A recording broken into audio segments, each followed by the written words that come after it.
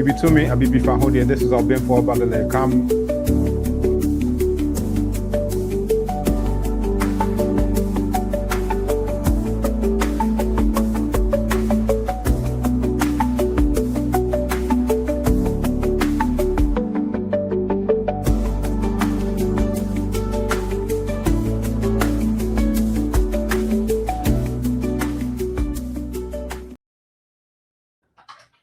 Abibitumi Film, this is Ọnụọra and Ọbádélé coming at you live from Abibitumi headquarters here in Ghana. And I just want to welcome all the Abibitum for Black Power people from throughout the world. And we want to just acknowledge the 20 years of Abibitumi. And tonight we have a very, very special gift for you coming out of Chad. You know, that's where the actual production is from. And then our cinematographer is actually already backstage, and we are very excited to have him. Probably, not even probably, the best cinematographer in the entire Kemet, the Black world. This is Abraham Haile Biru, multi-award winning cinematographer. And this is one of the few films that, as I'm watching it, I'm thinking about the cinematography, even sometimes more than what's going on the screen. So again, this is more than just a screening. This is the launch of an institution. This is the Abibitumi Film Club. Some of you may be familiar that back in the day, we would do the Institute of African Studies Film Series. We did the Abibitumi Film Series. This is now the Abibitumi Film Club, and it's just going to be a blacktastic opportunity for us to come together with directors, actors, producers, those who are actually involved in making the films themselves. And they're going to be on for us to be able to ask them, why did you take this shot? Why did you do it in this way? You know, what was your thought process in terms of the lighting, in terms of the sound? This is actually going to make us, you know, better where it comes to the content that we create and, you know, putting it out to the Black world. So this is just going to be a amazing opportunity for us to have to actually talk to, again, multi-award winning FESPACO cinematographer Abraham Haile Biru, who's coming straight out of Ethiopia, you know, for this evening's event. He has excellent camera quality, by the way. You know, just gotta, you know, if you got a cinematographer, you're gonna expect that his camera quality has to be, you know, on the up and up. You know, it's not like, you know, Nigeria cameras or anything, but, you know, let me not go into any of those types of things. That's an inside joke for those who are just watching us. So nothing against Nigeria. So this is cinema, you know, cinema.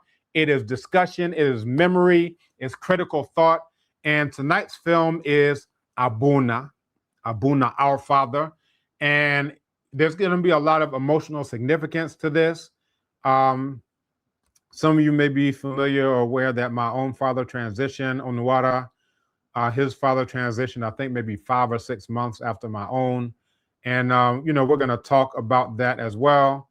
And we're also going to introduce the broader anniversary series, right? This is of the 20th. So yesterday we had Uche, who was hosting, and this was a 20 years of Abibitumi. It was a blacktastic, blacknificent, blackerific job that she did. We had so many, you know, come on who have been with Abibitumi for 15, 16, 18, 19, 20 years, you know, so forth, just different, you know, time periods. Some were relatively new. Some had just, you know, been with us for 4 years, 5, 8, different, you know, durations. But what was very poignant is that everybody talked about what Abibitumi meant to them. You had people who got married because they met in an Abibitumi class. You had those who formed lifelong friendships because they met on Abibitumi forums back when forums was a thing. Just, you know, all of these different things. So, you know, there's just a lot, you know, as far as that goes. So the tone of the film itself is quite reflective, quite communal. It draws you in. It puts you in the mind of intergenerational, not just in terms of what's happening in the film itself, but also in terms of the storytelling and things along those lines. So, you know, we want to begin today as we always do. But before I do, you know, as I go and get the water for libation, you know, maybe we can just have just a little time to think about what Abibitumi means to us. And, you know, again, Abouna as part of a continuation of a much broader, film series that we do. So I want to just, as I go and get the water for the libation, if I can bring on my brother from another mother, Ọnụọra, to share a few words. And look at him. First of all, first of all, whose lighting is better now? Whose lighting is better? Well, your lighting is actually good. My lighting. Your lighting is actually quite good. Even as you said that, I just decided to turn on my lighting. But I'm going to let you take off the screen as I go and get the water for libation. But your lighting is actually vastly improved. Dalo, my brother. Dalo. Welcome to the first ever Abibitumi Film Club. Very excited. Myself, actually, I first met Obemfo when I was coming to screen a film at University of Ghana Institute of African Studies. And we were screening a film of mine, and that's literally the first time we met, almost 10 years ago. So to be doing a film club like this, to be with my favorite cinematographer, period, full stop. My favorite cinematographer, again, somebody I've known for 10 years. We met in Senegal and we just bonded. It's a very, very exciting thing for me. Again, these are spaces which are very important for filmmakers, for people who love film, people who just love our people. It's just an opportunity for us to discuss films, learn about films that we ordinarily wouldn't know about. So I'm very, very happy to do this. I want to just give a special shout out to our engineer / producer / everything backstage, Ajakojo. You're very welcome, my dear brother. So as a Benfo preps for the libation, I want to just quickly say to everybody that remember this is a weekend long of celebrations. As Benfo said yesterday, we had the 20th anniversary. It was an exciting experience. Today, obviously, we have the film club. Tomorrow, we continue with the launch for the conference and the film festival. So look forward to that, or hear about all the exciting things that we have planned, but also look back at what we achieved over the last few years. And finally, it culminates with Obemfo's book, the launching of a book which has been a good decade in the making, Construction of Black Civilization. We have a very exciting, we have a very black sighting. See, I need to change my lingo. We have a very black sighting a series coming up for you. During the screening as well, during the book launch as well, we're going to have some exciting films that we're going to watch, support, and we're going to hear from a lot of exciting people. But without taking all the shine from my brother, Obemfo, take it away, my brother. No problem. Speaking of shine, I just hooked up a couple more lights, so we gotta. Not there's a competition. It's not the same. Obemfo. There's lights and there's lights. You have a light. This is cinema. This is cinema. All right, we're good. Let me stop playing with this. So we'll go ahead and get to libation. Ago.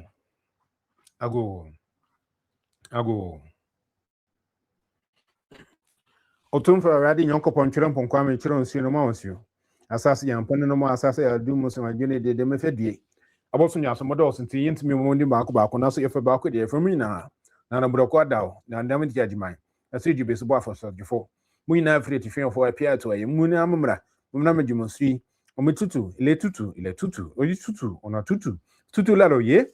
Iba Olódùmarè tere kaye, iba gbarumo la ojukotun, iba gbarumo la ojukosi. Iba rumila barapetu. Iba ifa akere fitisho ogbon, iba akoda iba ṣẹ̀dá, iba dobelutufe, iba megbon lodi remo, iba baba, iba yeye, iba atiyo ọjọ́, iba atiyo oòrùn, iba tọmọdé tàgbà, iba gbogbo àwọn èèyàn dúdú tí wọ́n jà láti gbára là lọ́rọ̀ wọn ta òyìnbó, iba Ọ̀ṣun, iba Ògún, iba Yemọja, iba Ọ̀ṣọ́ọ̀sì, iba Ọya, iba Ṣàngó, iba gbogbo yín òrìṣà pátápátá, iba ọ̀kànlénírínwó. Yẹ nanu no nsamanfo, yẹ frɛ baako yɛ fomina, asenefo nsamanfo, ɔgɔnofo nsamanfo, ɔtɔnofo nsamanfo, asekyirefo nsamanfo, bretufo nsamanfo, ɛkɔnofo nsamanfo. Mu nyinaa mommra magyemonsi. Na ne deɛ nsɛre ɛkae no, ɛnɛ ɛyɛ fiada anwummere, yɛsrɛ mo nkwa na ɔkwa hosan, yɛsrɛ mo nneɛm de ne nyansa, yɛsrɛ mo nkɔso no nkɔnim, yɛsrɛ mo mponti na dɔm ne bibia bɛɛ adapa bɛɛ adɔm bɛɛ nkyira bɛɛ nkɔsoɔ. Yɛsɛ nneɛm bibi wɔ soro no mo nsanka.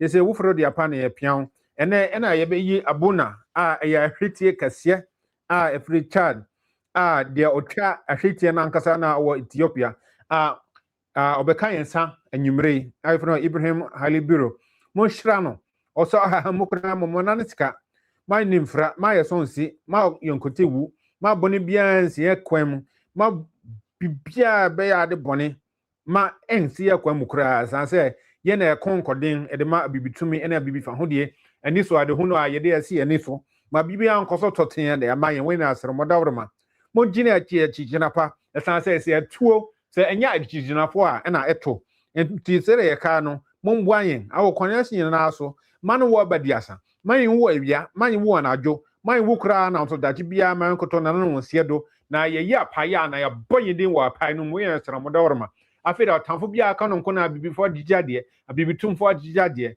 ayi na ye digade oboni brakra man ye onhwa so potone ko fa na je pade domum odan shana so na ase na nka bako we na sra modawroma amen amene nu na na ke he si abu heka muyina atum shoot have no geb no aso set setek ne be ho muyina momra me demonstri na mo shrine yina nkoso one we na so modawro mesua momami hu mo shrine na kose ebye all right black tastic Sure. My brother, so that should put us into the spirit. Yes. Put us into the light. I put more lights. I have more lights, by the way. So throughout the show, I'm going to be adding lights. Every time you see me, you will see more lights. Every time you see, I just added one. Just on the more handsome, you can see how Okay. So this side is the okay. In fact, you looks like you are using a torch. Me, I have lights. Anyway. Welcome back this to camera light. This camera, look, lights, camera, action. The first film club hosted by those in the light and those who have NEPA issues. Again, we are here talking about the film Abouna. We're going to be screening it shortly. We're going to be bringing the filmmaker up in a few minutes. But Obemfo, I wanted to just to touch on your point before. Like you said, my father transitioned about 5 minutes after yours. In fact, I remember watching online the ceremony, and then 5 months later, I found myself in the exact same position. But then, of course, actually, let me ask you a question.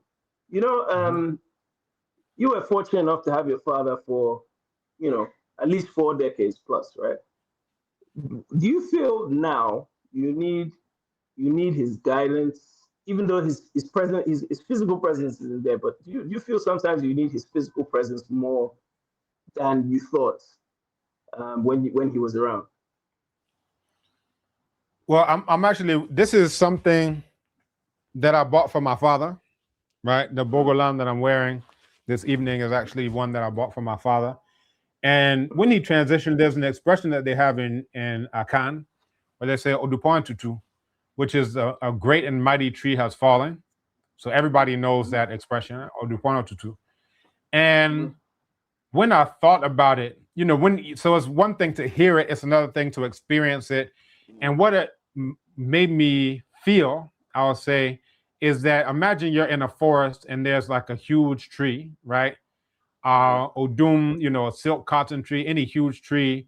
And when it falls, it's the first time that the smaller trees have to feel the full brunt of the sunshine. And that light can be quite jarring, for the first time that you experience it. In that all throughout my life, my father was always the safety net. My father was always the one I could run to, ask for advice, who always had people who he had helped out, like hundreds of people who he helped out. When we would go to Brooklyn, we would joke like we can't walk 5 feet without somebody who we wrote a recommendation letter for. We couldn't walk 5 feet. It's like we want to go and get some coconuts. We want to go, but we can't walk with Baba Kamal because there are so many people who know him and so many people who he helped that we just don't have that leisure to do so.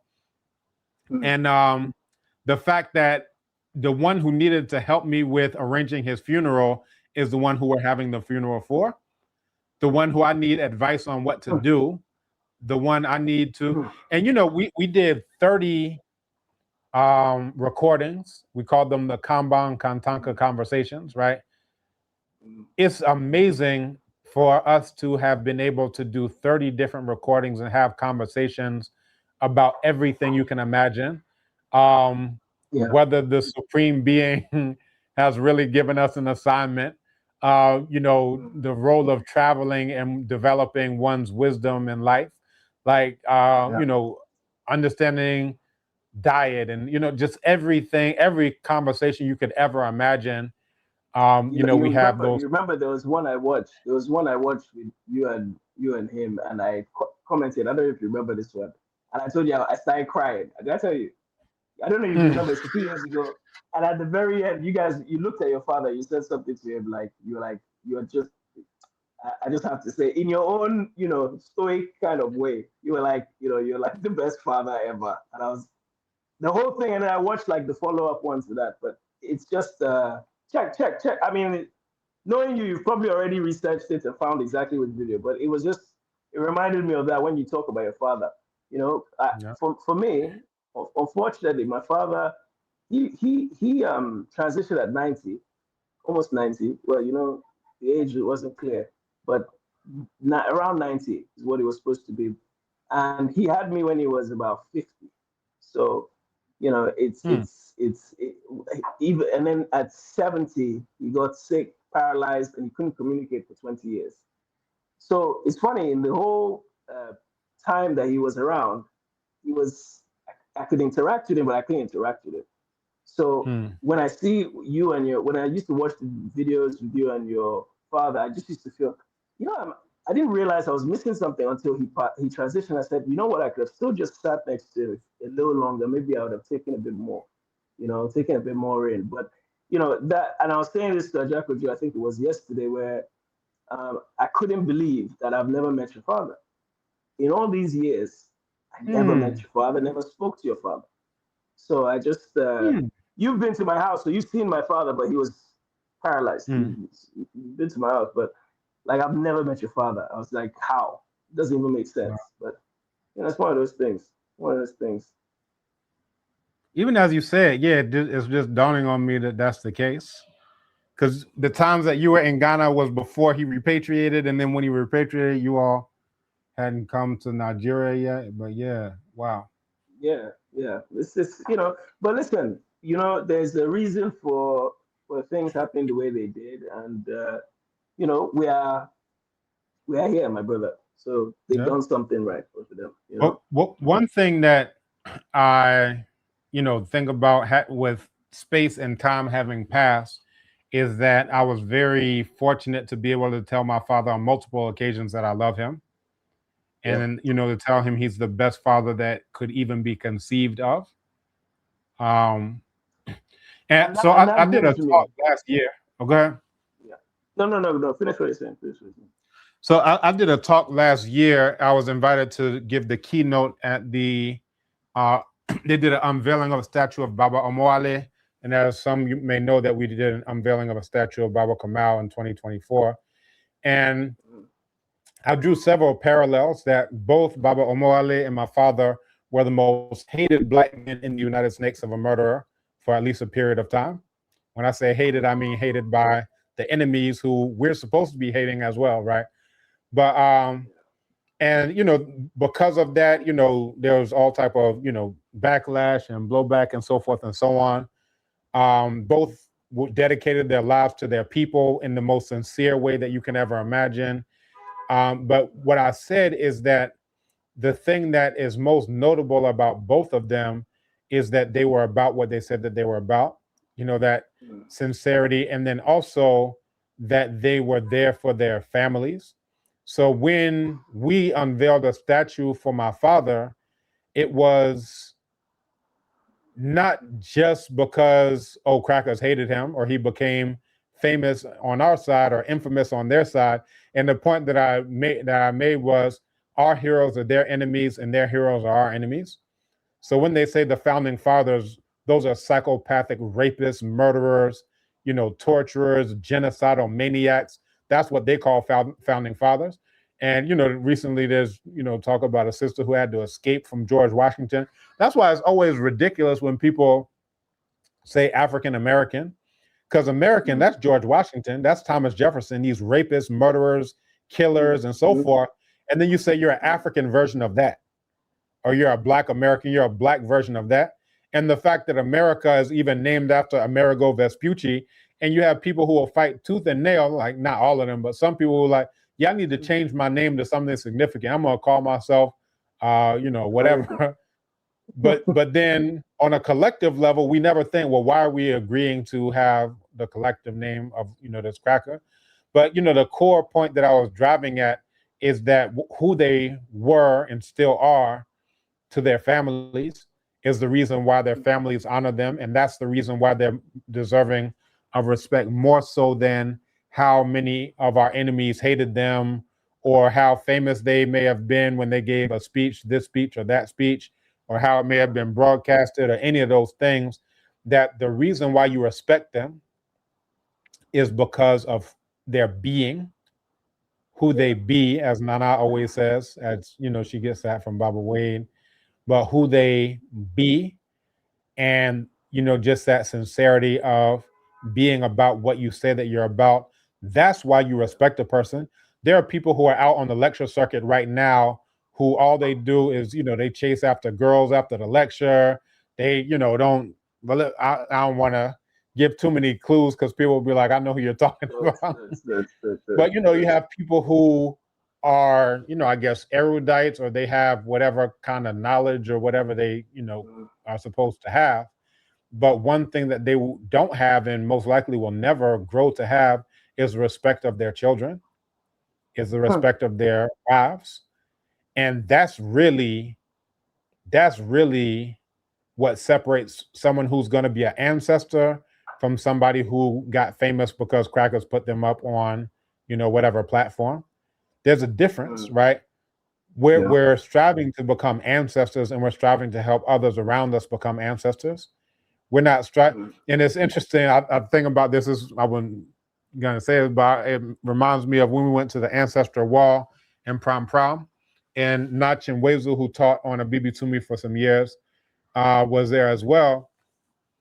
And Brother Jerry, who owns the place, was, giving a tour to some youth who were there. I think it may have been at the grand opening, and was giving a tour to some youth who were there. And somebody was standing near us and was like, "Oh, look at all these, heroes and heroines and, so forth."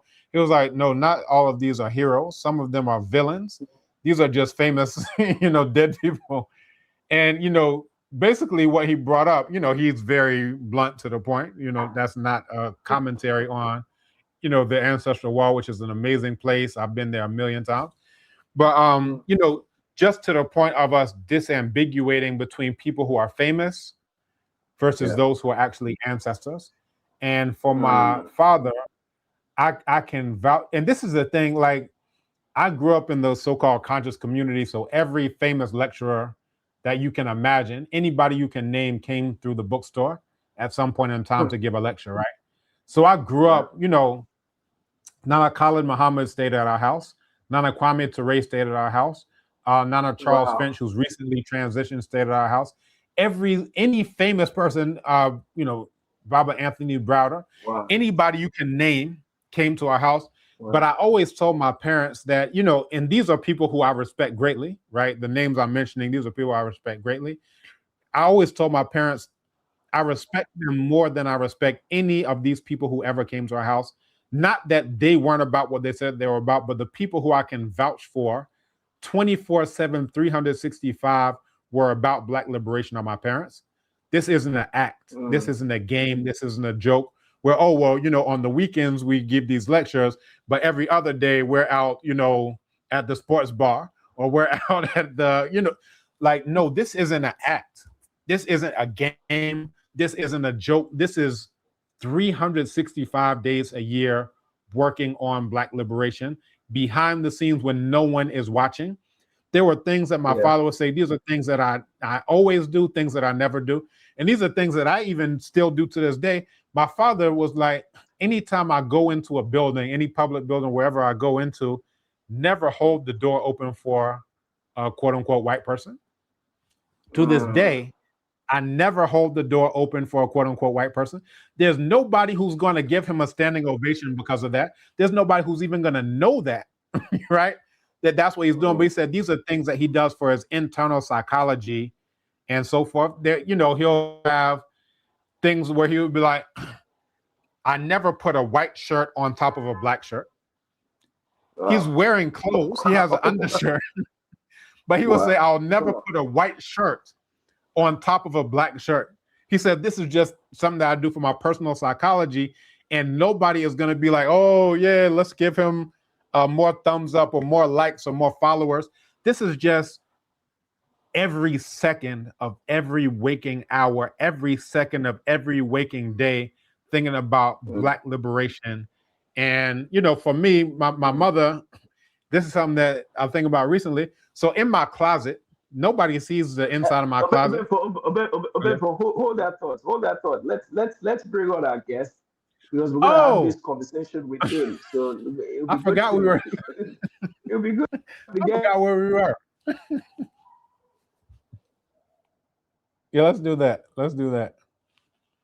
Ọnụọra, All right, no problem. I'm going to finish my thought because I think NEPA, in Nigeria, they call that never expect power always. May have taken his light or internet or something along those lines. He'll be right back with us. I'm just going to finish this thought. In my closet, I have red, black, and green hangers. And my mother was like, nobody's going to see your hangers. I said, I'm going to see my hangers. I'm going to see my hangers. And my hangers are arranged red, black, and green hangers. And I get that type of concept from my father of these are things that we do that are unsung, that aren't even, we don't care if anybody knows about it. This isn't to get likes. This isn't to get followers. This is because we're always thinking about Black liberation. I think Ọnụọra is back. So I think we're bringing on our special guest, and I apologize for talking long because we're keeping our elder waiting. That's Baba Abraham Haile Biru. So I think we can go ahead and, all right. Sorry for keeping you waiting. I forgot where I was for a second. We started talking about our fathers. Right. So I'm a second now. Dehna? Dehna እግዚአብሔር ይመስገን ደህና ሰላም ነው። ሰላም ነው። እግዚአብሔር ይመስገን። አመሰግናለሁ። Thank you. I've exhausted all of my non-restaurant vocabulary for Amarinya just now. If I want to say Mizawat Falakalo, Mizawat Falakalo, if I want to say Zot Bayanetu Falakalo, if I say Wat Falakalo, I can go all day with restaurant vocabulary, but once we take me out of the restaurant, I'm like swimming without knowing how to swim. I'm just trying to tread water. But I appreciate you so much for being with us, Baba Abraham Haile Biru. Thank you. Ọnụọra, you're back with us. Never expect power always. My apologies. Something just popped out briefly, and but anyway, I'm here. You see, Obimfo, Abraham, let me just set some rules before we start today's show about this man. See, this man is what we call in Nigeria an enemy of progress. He sees you improving in life. I have better life than him. All of a sudden, he's sabotaging he's using Claude to sabotage my internet. Therefore, I'm watching you. Anyway, Abraham, you're welcome. You're welcome, Abraham, to Africa, the Abibitumi Film Club. You're the first ever guest. We, as Obemfo said, you know, me, my own Ethiopia, Amhara or Tigrinya is non-existent. But what I can say is, in the years I've known you, you've always been somebody who I looked up to as a filmmaker, and it's a privilege for us to host you today. Thank you. Thank you. It's a pleasure to be with you. Thank you very much. Thank you. Thank you. So before we introduce the film, what can you tell us about Abouna? Just the first memories that come to your mind as we introduce the film. What if when we say the name Abouna, what memories come to mind? What thoughts come to mind? Yeah, it's like 20 years ago that we shot Abouna. And what it makes Abouna special is we shot it on 35 millimeter. That is not easy because technically it was tough. Everything is depending on the cinematographer, you know, no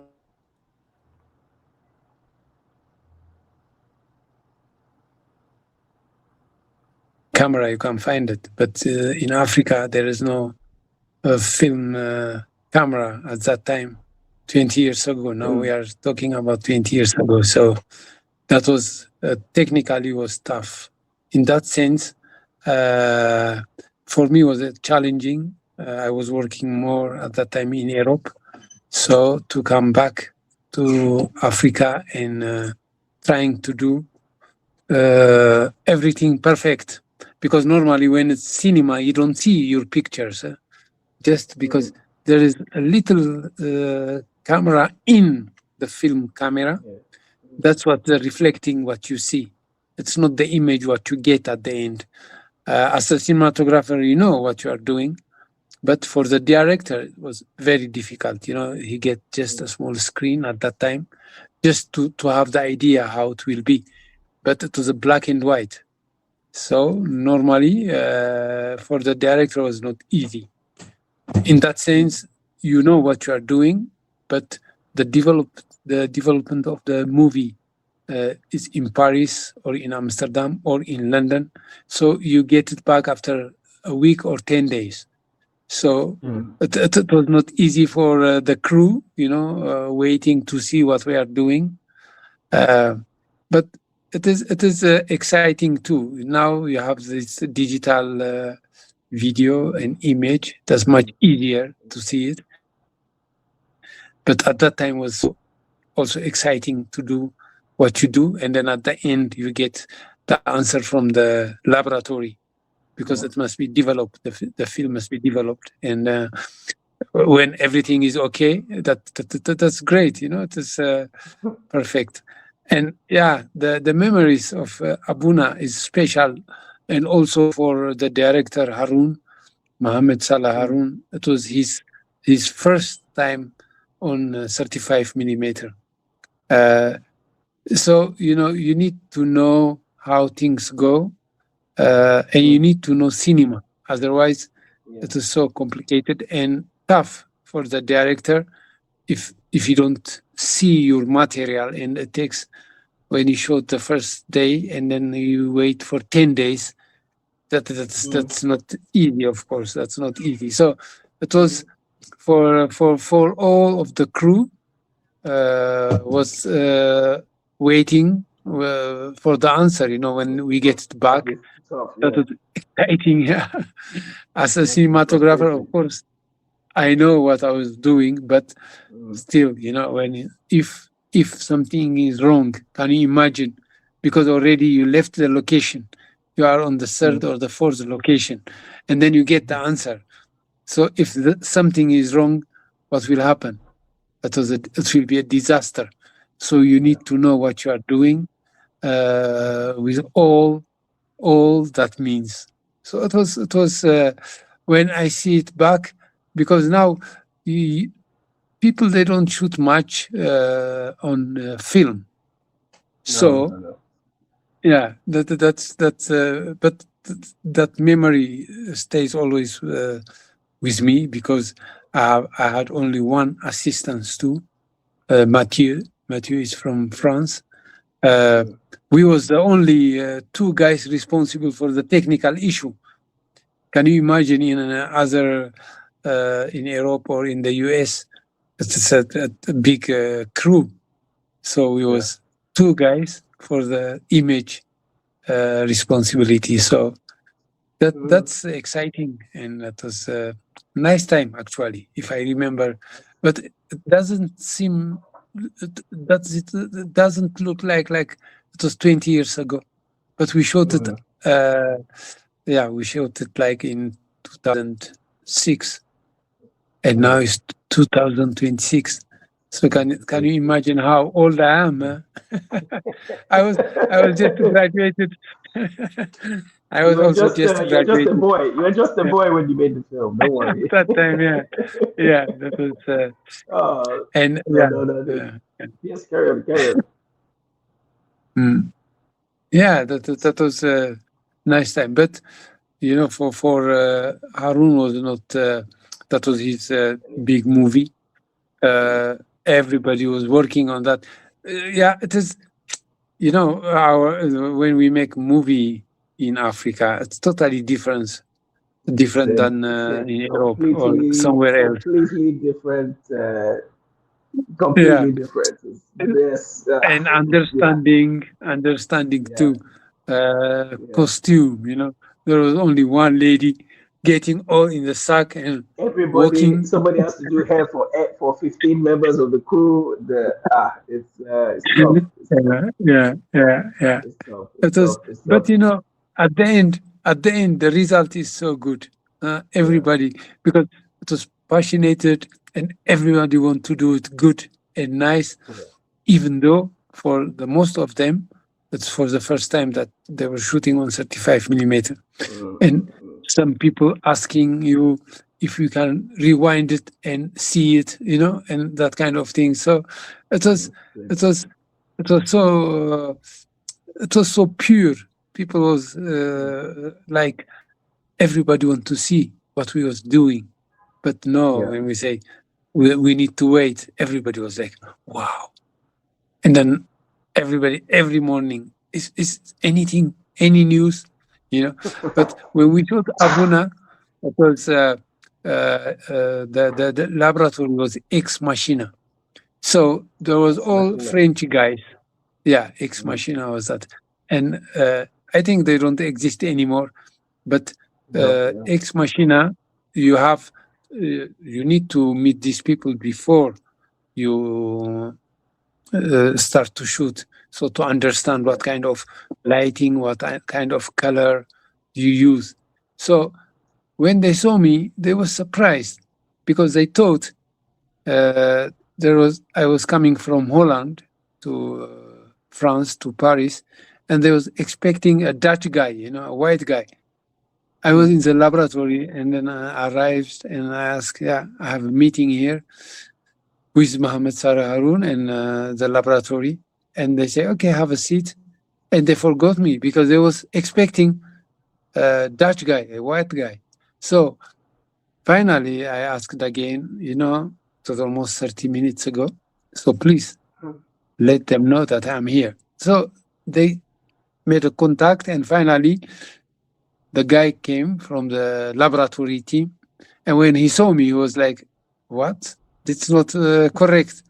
Because at that time, all the cinematographers, there was white French guys or German, or from England or Switzerland or from Holland. So when we met the first meeting, they don't have the confidence.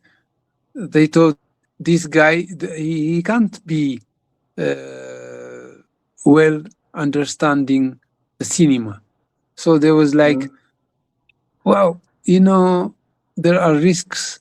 How do you want to do the lighting? How do you want to do the color? And it was like kind of questioning, like when a police guy gets, an suspected guy, like, are you sure? Yeah. Do you know what you are doing? And I told them, I have another choice also, because I said that I am coming from Holland, in Amsterdam. At that time, we had also laboratory there. I said, I can go there. So if you don't support me, if you don't listen to me, it's easy. I quit. But even though there was no confidence until they saw the first image. When we sent it from, we shot the first Abraham, 4 or 5 scenes. Let me just stop that's you. in Gawi, in Chad. Let me just stop you, because I think we're going to talk a lot more about it. I'm very keen to get started on the film. So please hold that thought. We'll come back to it at the end after the film itself. So my dear brother, I would ask you to please introduce your movie, and let's cue it up, please. Well, thank you very much. It is Abouna is a story of African children, actually. It is a simple story, but very strong in message that families can be separated with a simple lifestyle. the father is willing to give the kids more than how he can help. In that sense, it was impossible to be in his country. So he tried to leave his country and the kids. And the story is about these two kids, brothers actually, and also like friends. They are looking for their father, where he will be, because he will be the next day with them as they play a football. He will be the referee. But he didn't came out. He didn't come. So they look and they search for their lovely father. It is Abouna is about these two kids looking for their father. So I hope you will enjoy the movie, and I hope we will see each other after the screening. If you have any question, then I can answer. And I hope you will enjoy your movie. Thank you. Thank you, bro.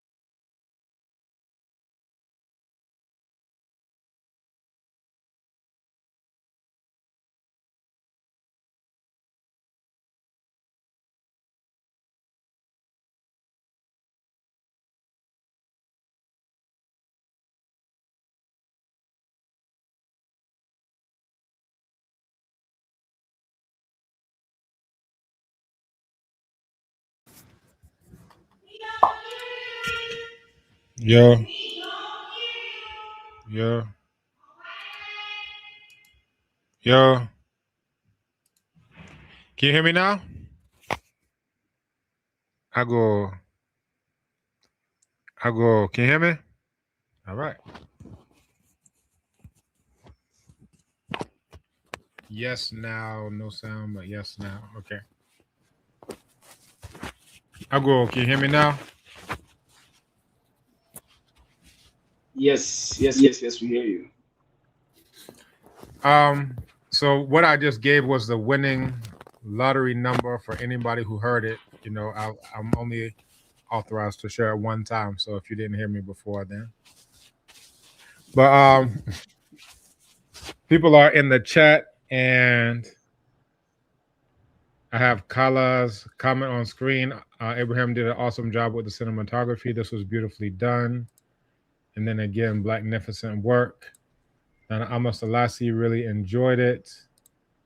Music is outstanding. And I knew the music independently. Like I have these albums by Nana Ali Farakatori, and I didn't know that this was part of like the soundtrack for Abouna originally. Yeah, but you know, just an amazing film, an emotionally touching film. Just the boys who are looking for their father, and the scene where Amin passes on. It makes you think you have to use your brain to figure out what's going on, because it's shot in such a way that it's not showing you what's happening. And most films are for dumb people. They got to show you before you know. All right, did he pass away? Like, all right, well, no, he got shot. Oh yeah, he did.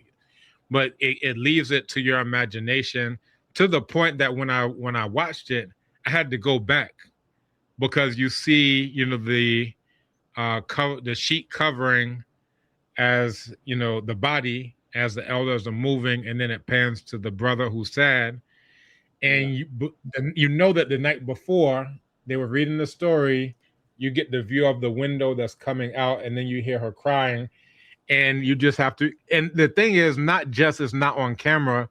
It's I can't believe it. What happened to my other protagonist? Yeah, I can't believe it. It's like you can't believe you're following protagonists through the story, and then you lost one, and you didn't see that one as any less important than the other one. It's not like he was a side character. He's one of the two brothers that the story is about. So you just had to. It really helped you to feel what was going on, because like if someone passes on, you're like, I can't believe it. I can't believe it. Like, how can this be? Someone I've known for my entire life has passed on. And, in this case, it wasn't the father, it was, the little brother. And it's, just that feeling of, I can't believe it. It's like, as you've lost one of the protagonists of the story, it's just like, that's why I had to go back and look at it again. And it, in doing so, it also made me really appreciate how it was shot. As they were going and walking through the trees, and then it comes back, and then it's already focused onto, the brother's face. Master filmmaking. It's really, I'll tell you. Master filmmaking. So without any more talk, let's bring back the filmmaker to talk to us about the process. We welcome you, our elder filmmaker, my dear brother, Mr. Abraham Haile Biru. You're welcome. Thank you. So you've seen this film many times over the last 20 years, so obviously you know the story, but how does it feel when you see the reactions like the ones that are being displayed on the screen, especially after all these years? You talked earlier about the challenges that you had as far as the shooting on 35mm film at a time when it was just difficult to process the film. But how does it make you feel with all the efforts and sweat that you people went through to hear these reactions even now, 20 years later? When I see it now, for me it's like a surprise, because I forgot that I made this movie.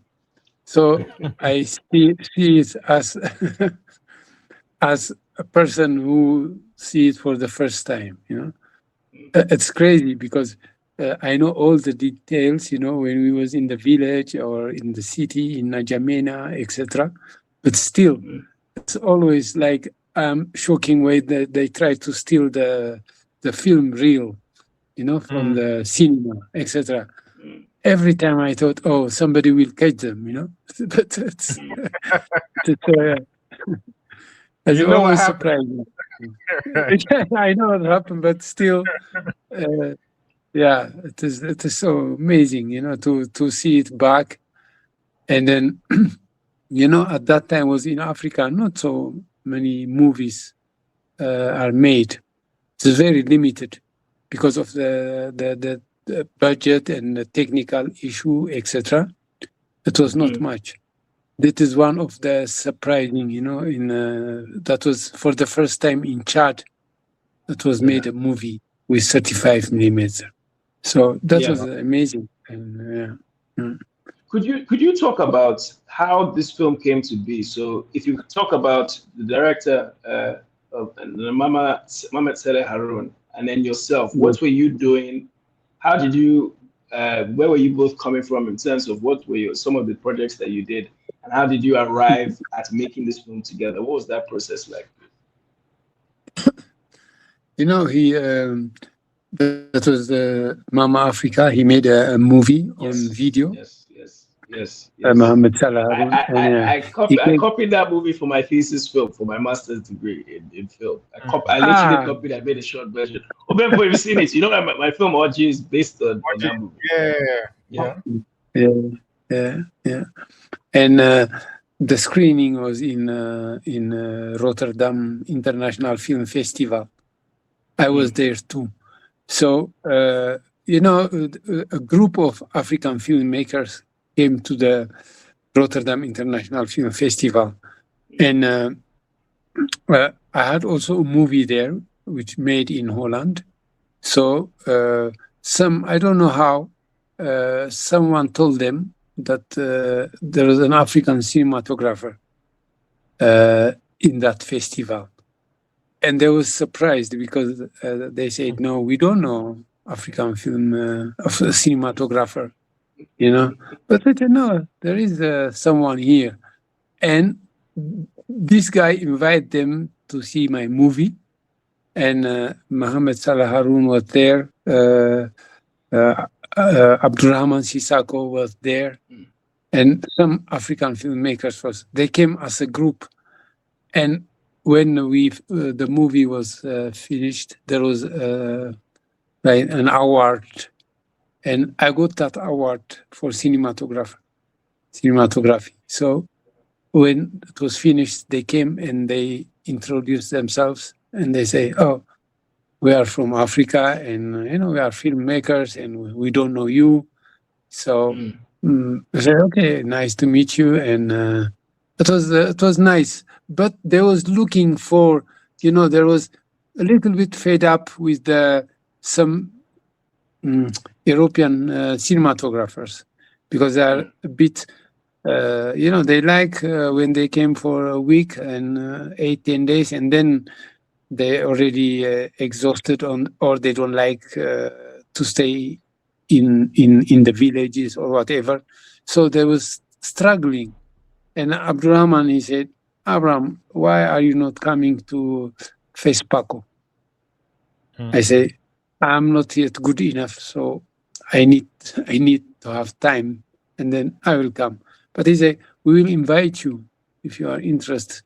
We can invite you and come and meet your brothers and sisters, etc. I say, okay, let's try.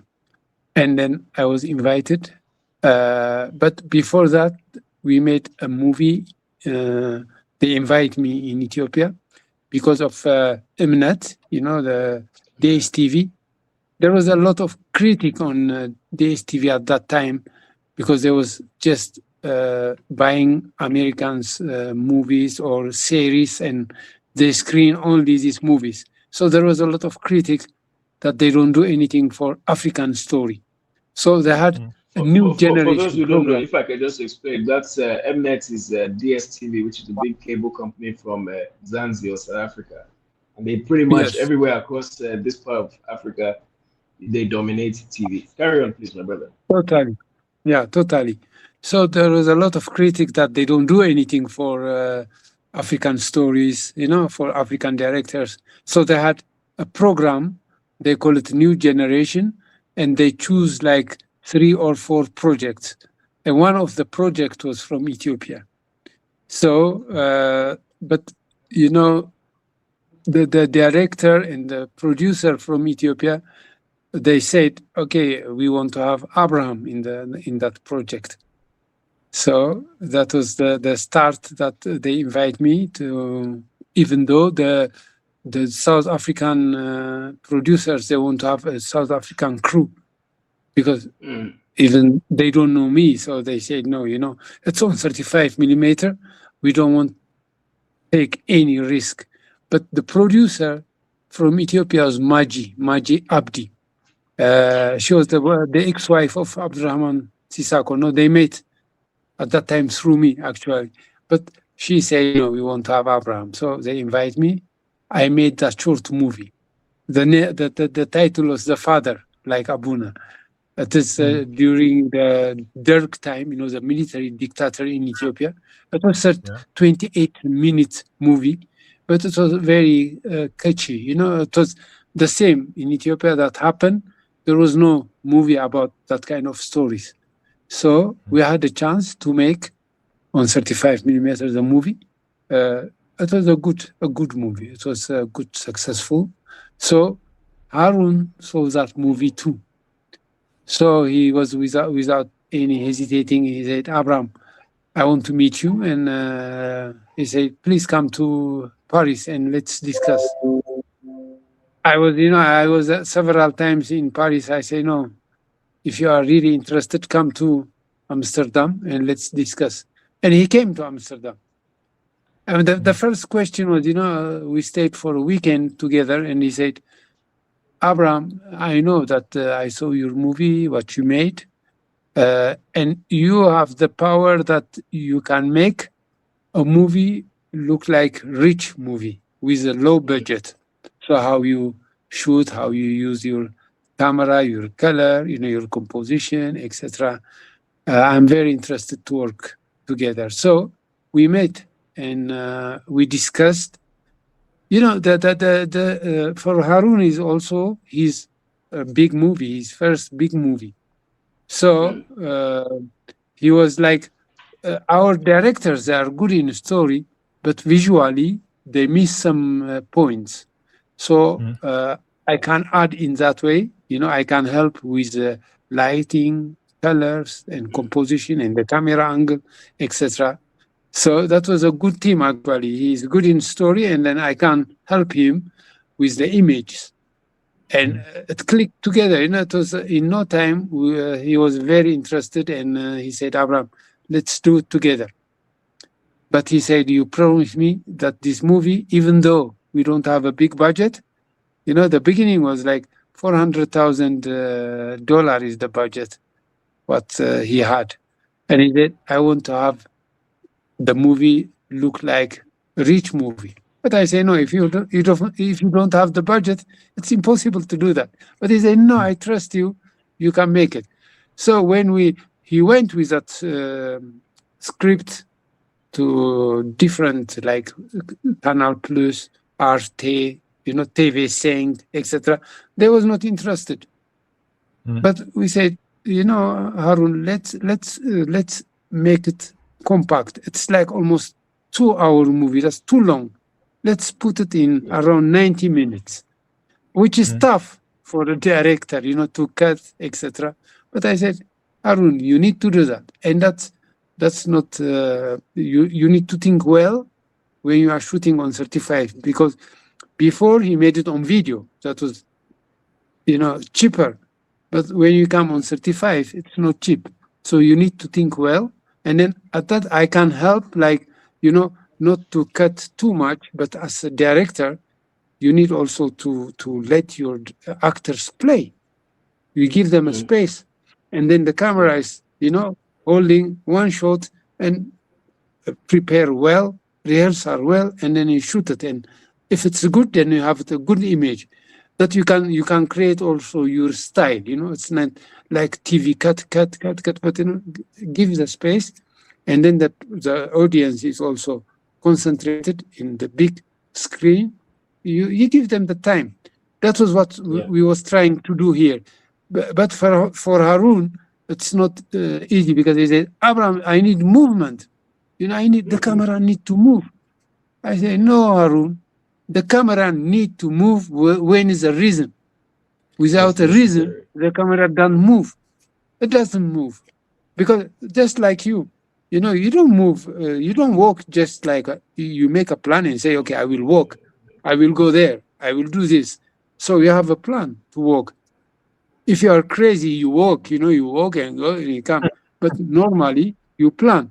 So the camera need also plan. The camera doesn't move just like that. It is not like an unemployed person, who's working the whole day. No, it's controllable and adjustable, and the camera control everything. When the camera is controlling everything, the director have a control in his story. It is like kind of a good master class, together. We was discussing the whole weekend, and then he said, Abraham, let's do it.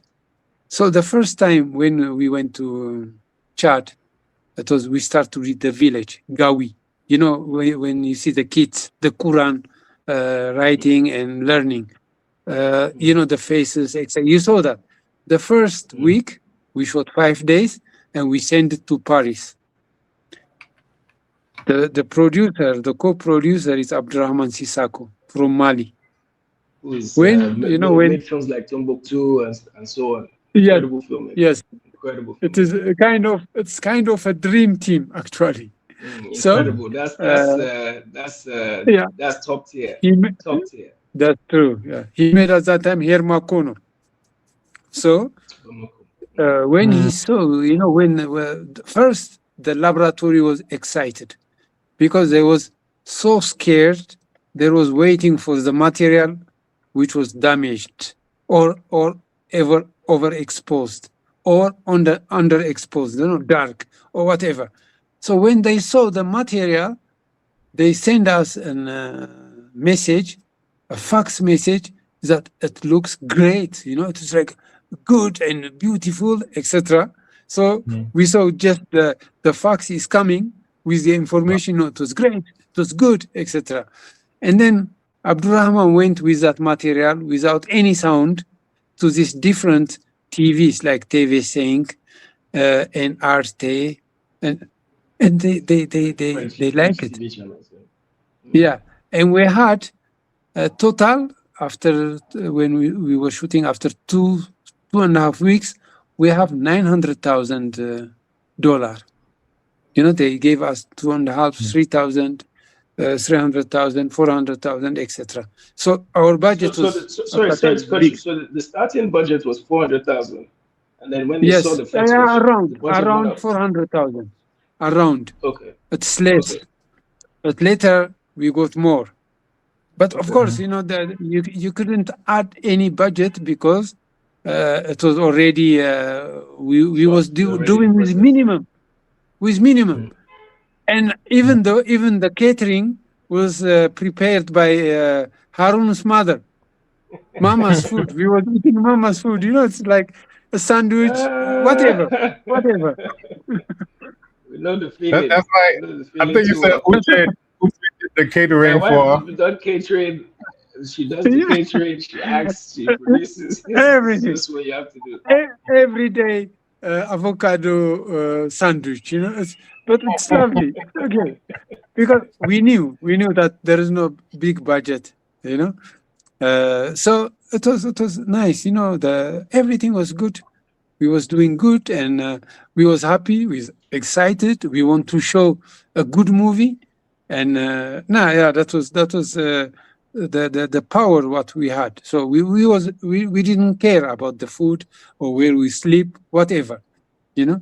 Of course, in that kind of things, some producers abuse you. It's but we don't care. We was happy with the minimum what we had, and when I read the script, if I'm struggling like 5, 7, 9 pages maximum, and I couldn't continue, then it doesn't work for me. But when I read the script, I see the images. I see Amin entire running. I saw Amin entire sitting and discussing, etc. When I read the script, I saw the images. Before we made the movie, I saw the pictures. You saw when they are going home, running, the traveling.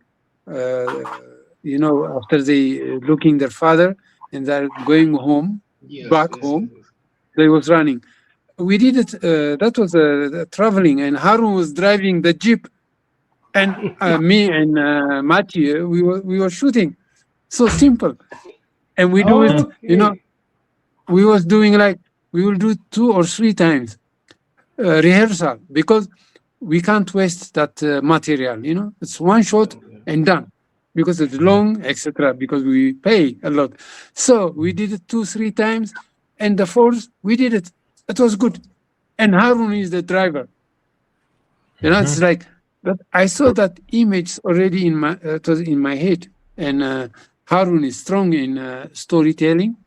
Then I can put that in picture together. It was working. It was good. It was good. And of course, for the kids, is also for the first time, for the costume, for everyone, was like a big production. But the good point is that nobody knew, except Mathieu and me, how complicated and how difficult it would be technically. If we had anything not good, then we are in a big trouble. But nobody care about it, because they don't understand the technique. And we could shoot on Super 16 and then overexposed to 35 millimeter. That could be. Can you just cheap. explain that to those who don't understand what exposure, overexposure, underexposure means, and the process of film versus, because most of us will know how to shoot on our phones. You don't like what you like, you delete it, and then you just have the space again. Whereas with film, it's different. Yeah. Can you just explain it to everybody, please? Yeah. No, on film you can't delete. Well, it's like a photo, when you shoot it, then you develop it and you have it. You can't delete it.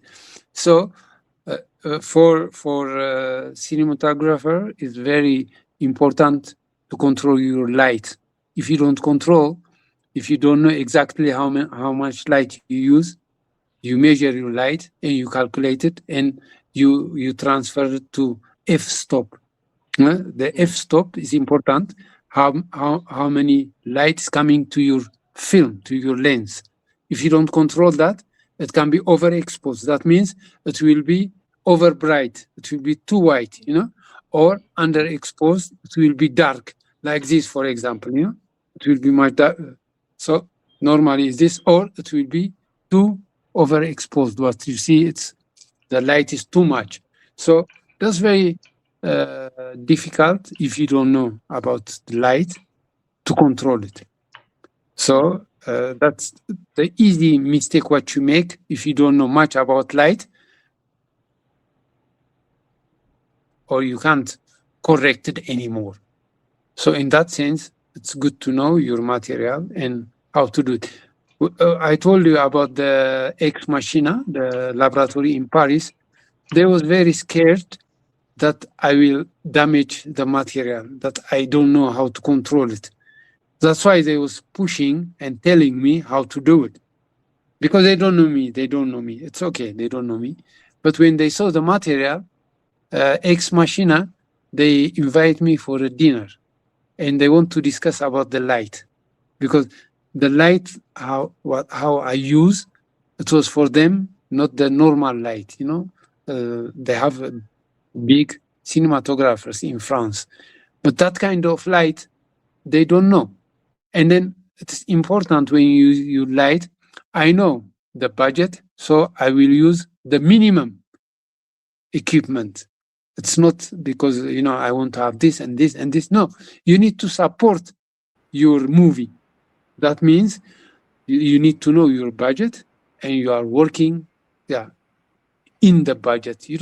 If you don't have it, you don't have it. So for me, when I was even at the school, I knew what to use. In the school, you have everything. If you explain, they will give you the material, You need just to explain what you need. And then if you know what you want to do, they give you, no problem at all. But I knew when I'm coming back to my continent that I don't have that luxury. So I need to work with minimum material. And that was very good because later when I worked with a movie with Idrissa Odrago, he was like surprised because kind of a same shot in the city, he made a movie and then there was a French crew. And he said, Abraham, my money was totally gone with the light because they rent like 10 HMI light. That's a daylight. When in the day you will use the daylight, that's HMI, that's very expensive.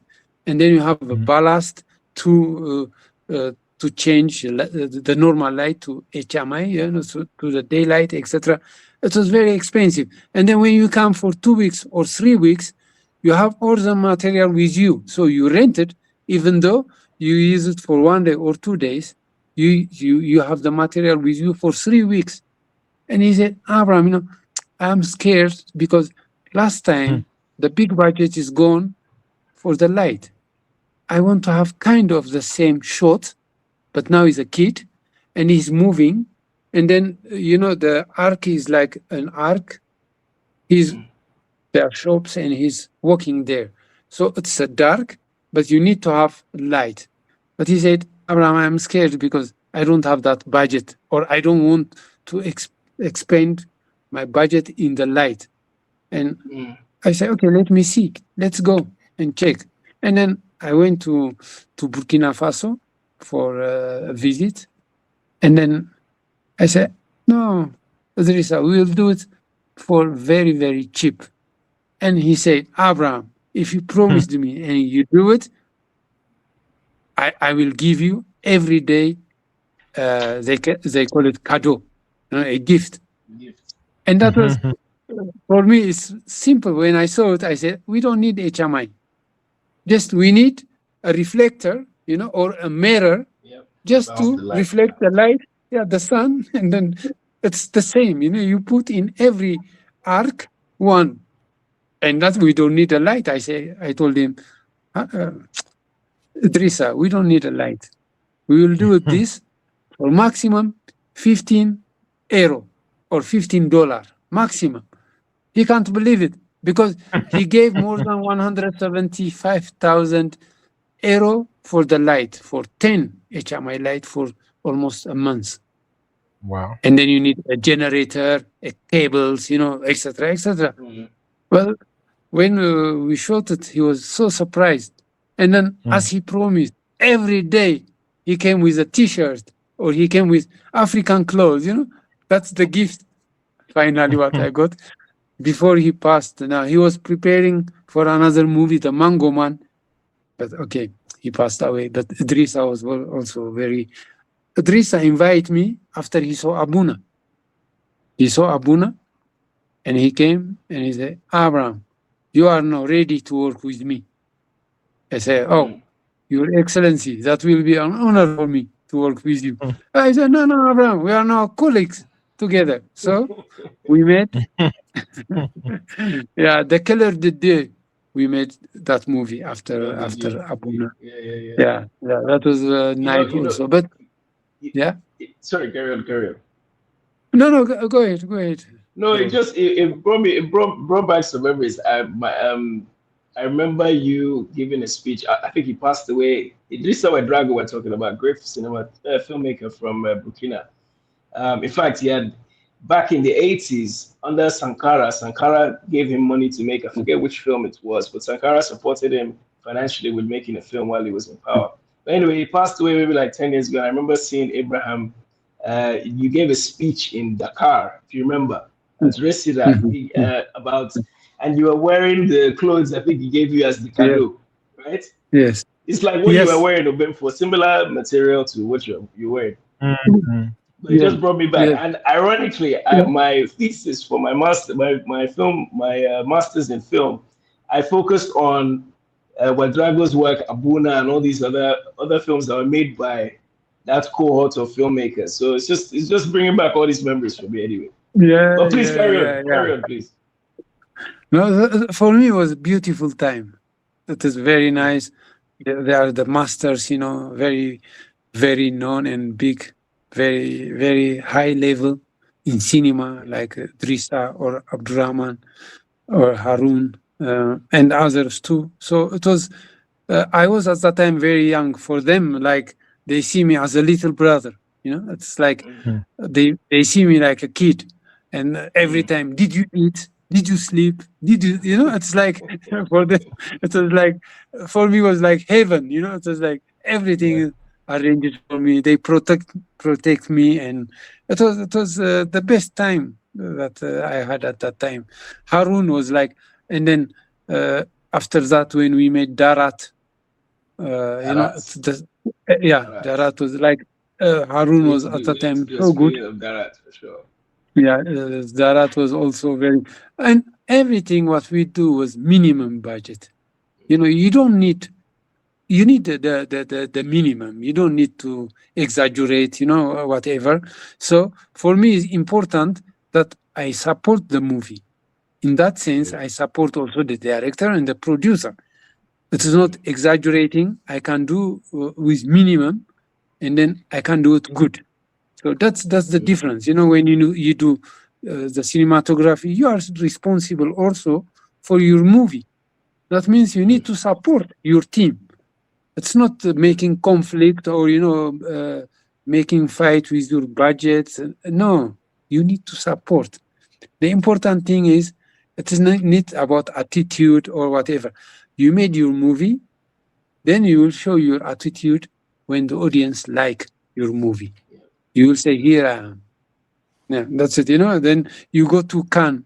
We went with Abouna. We invited. They invite us to screen our movie in Darat, also with Abouna in Cannes International Film Festival. At that time, there was for a while, there was no African cinema at all. You know, they were so excited to see Abouna. They took Abouna during the editing. That was actually not yet finished. So they like it. You know, when they see the village, etc., they love it. So it's like, then you can say, okay, I made it. But when you are in a crew, you are 10 or 20 or 30, you don't exaggerate and show to your crew that how big you are or whatever. No, you are on the same level. And when you are coming to our continent, you know, people think that they know, but you need to teach them, you know, what's cinema. Because cinema, you learn it like engineer or doctor, or it's the same study. You study and high level, and then that, you know, you are in competition with a crew or cinematographer out America or Europe, whatever. You are on the same level. They judge you like, oh, yeah, you are bad or you are good. So when you do things, when the costume is there, you need to guide them because you know much better than, you know, the local. Or when you have the decor, they put just decor and that's it for them. No, you need to teach them, you know, you need to know your frame. And in the frame, you need to have a composition. And you put it in this, and they understand it. Of course, it's you study for 4 or 5 years. You don't teach people at once. But then they start to think. Because normally, the decor, they put it and that's it. And then I tell them, you know, this is your frame. in this frame, we talk in this context. If you put your decor out of that frame, it doesn't work. So you need to know first the frame. So you need to discuss with your director and with your cinematographer. So as your cinematographer, you need to know about your light, a good control of light, and your color, and your composition, and how you choose your lens and the camera angle, from which side can, if you see from which angle will be the best to support the story, and your camera movement. Unnecessary, like I told you before, unnecessary camera movement. No, you don't need that, because you need to have a dolly, etc., etc. It's a big budget, you know. It will cost you money, and then if there is no reason, there's no reason, because when we are now discussing, I don't stand up and walking, no, because we sit to discuss. So when the camera is sitting, and then the camera stay there, but. People actually don't realize how much budget is included with just the decision to move your camera. Because now you need a grip, you need somebody to hold the dolly. Like all these things add up. Sorry, I cut you off. And for those of us who aren't in filmmaking, when we look at the credits at the end and it says key grip, dolly, all of us are scratching our heads because we don't know what any of these things even are. Yeah. But I wanted to, we had some questions in the chat as well, and I wanted us to come to those because I know that the two of you can, you know, go into film, into a wonderland somewhere, and people have no presentation. I've not shared my screen. Yet. All I've done is add more lights. No problem. No. I know it's coming.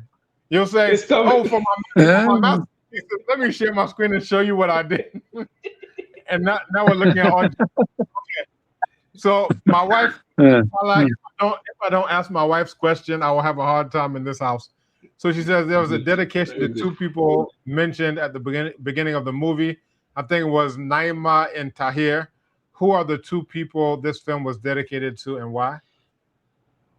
Good question. No, that's the Haroun's choice, you know. For me, it was we made the movie. Of course, the director have always something to tell, extra.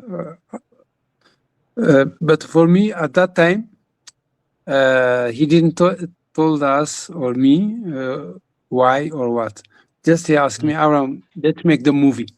So, but later, you know, Haroun understood how big the movie became. When we went to Cannes, a lot of producers may come to us and they was asking to Haroun, "What's your next project?" But Haroun was so focused on Abouna, he didn't have any story because he was working on Abouna. You know, it's like, and then we was thinking, Haroun, let's buy a script and say, I have the story. You know, it's like, do something, because when big producers come to you, European producers, if you say every time, I don't have any projects, it's pity. So, you know, when Abdurrahman, with the first like 5 minutes shot for a week, what we shot, went to different TV stations and they like it. Abdurrahman so excited. The laboratory was excited. Then Haroun also understood how big it will become. So then he was putting things like, you know, memory and this and this. So for us at the beginning, it was just we are making movie, but the movie became, and then it was screened in more than 25 countries. And then the TV, you know, the TV rights, etc. It became big. We didn't expect that, to tell the truth. So then Haroun put some, you know, sausage in it. And then the same with, like, it took a good director at that time It took him 2 years to make one movie. And then after 2 years, he came with another story, and he said, Abraham, now my brother, help me. I said, okay, last time we had a small budget and the payment was also small. Now we needed more. And he said, no, Abraham, as an African brother, you don't ask that kind of questions. Bring the mirrors. Bring the mirrors again. No, HMI this time. You spoiled them. Yeah. Another question from Mahamat-Saleh. Oh, go ahead. Sorry. Yeah. Go ahead, No, it's okay. It's okay. Yeah. In the meantime, we made small, short movies, like Later from New York, and then there was an HIV movie, and there was from Los Angeles, big directors and young writers. And then very young writers write a story, and with a big director, they made a movie, like 5 minutes movie, etc. That's actually good to communicate and to grow up as a crew, because when you start with a crew, it's like a family. You don't go every time with a new crew. If you are together, you understand each other. It doesn't cost you time. When you shoot for 30 days normally with a normal crew, but if you know each other, it will maybe cost you 22 days. So if you win 8 days, that's a lot budget wise. So as a crew, so for me, when I went everywhere, when I start to work with Abdurrahman or Haroun or Idrissa, we made also some shorts with Idrissa. It's like a family, we stick together, and then like a family. So that helps a lot with budget wise and also energy wise. If I understand, when we made a short movie with Abdurrahman, he was thinking most of the time before we shoot, and he asked me like, Abraham, do you think the audience in Japan will understand what we are doing? And like sitting like for 5 minutes like this, thinking and thinking and thinking. I say, of course, the image is international. There is no border. It is up to us to put it well, language. And then everyone, exactly, everyone will understand. Language, But the pressure on these big directors is huge, because these movies, you make it with very small and very easy and simple. You make a movie, and this movie is traveling everywhere. And that's possible, for our African cinema, we can do it better. But we need to understand first what's cinema. It's not because you have camera. I mean, we have no camera, in our mobile. There are 10 or 11 Japan engineers, together in these chips, and they will give you the light, they will give you the color, the image. It's so simple. But the how to use this camera or the mobile, that's the magic. How to play with that, But normally you can, if you switch it on, you can have an image. So that's not, camera, you need to let work the camera. It's not that the camera control you, you control the camera, because you will give him the light, like the colors we said, and the composition, how you put that thing, and where do you put the camera? The angle of this mobile, You can make with the mobile also a movie, but to control the technical things is very important. But in our case, what you see now is more, the camera gives you the image, and the camera is working for you. No, the camera is just you on, and then you put it, and you can get an image. But as a cameraman, you need to let work, and you think how you put your composition, your light or color or angle or lens, that together makes some senses, not like it's a picture. No. When you use your knowledge, it gives you more. now our cinematographers, or called cameraman or cinematographer, they have the name, but they don't know how to use this technology, because with it's now so easy. Even sometimes they shoot before you think, because you delete it, like you said, bro. You delete it and you can do it again, and you can do it again. You can do it, but that's consume time.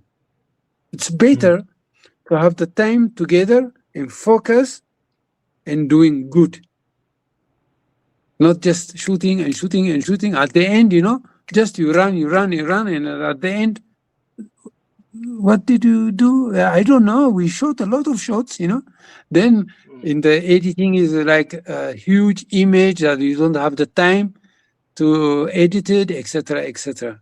So film, when you work on film, the film give you a discipline that you know what you are doing.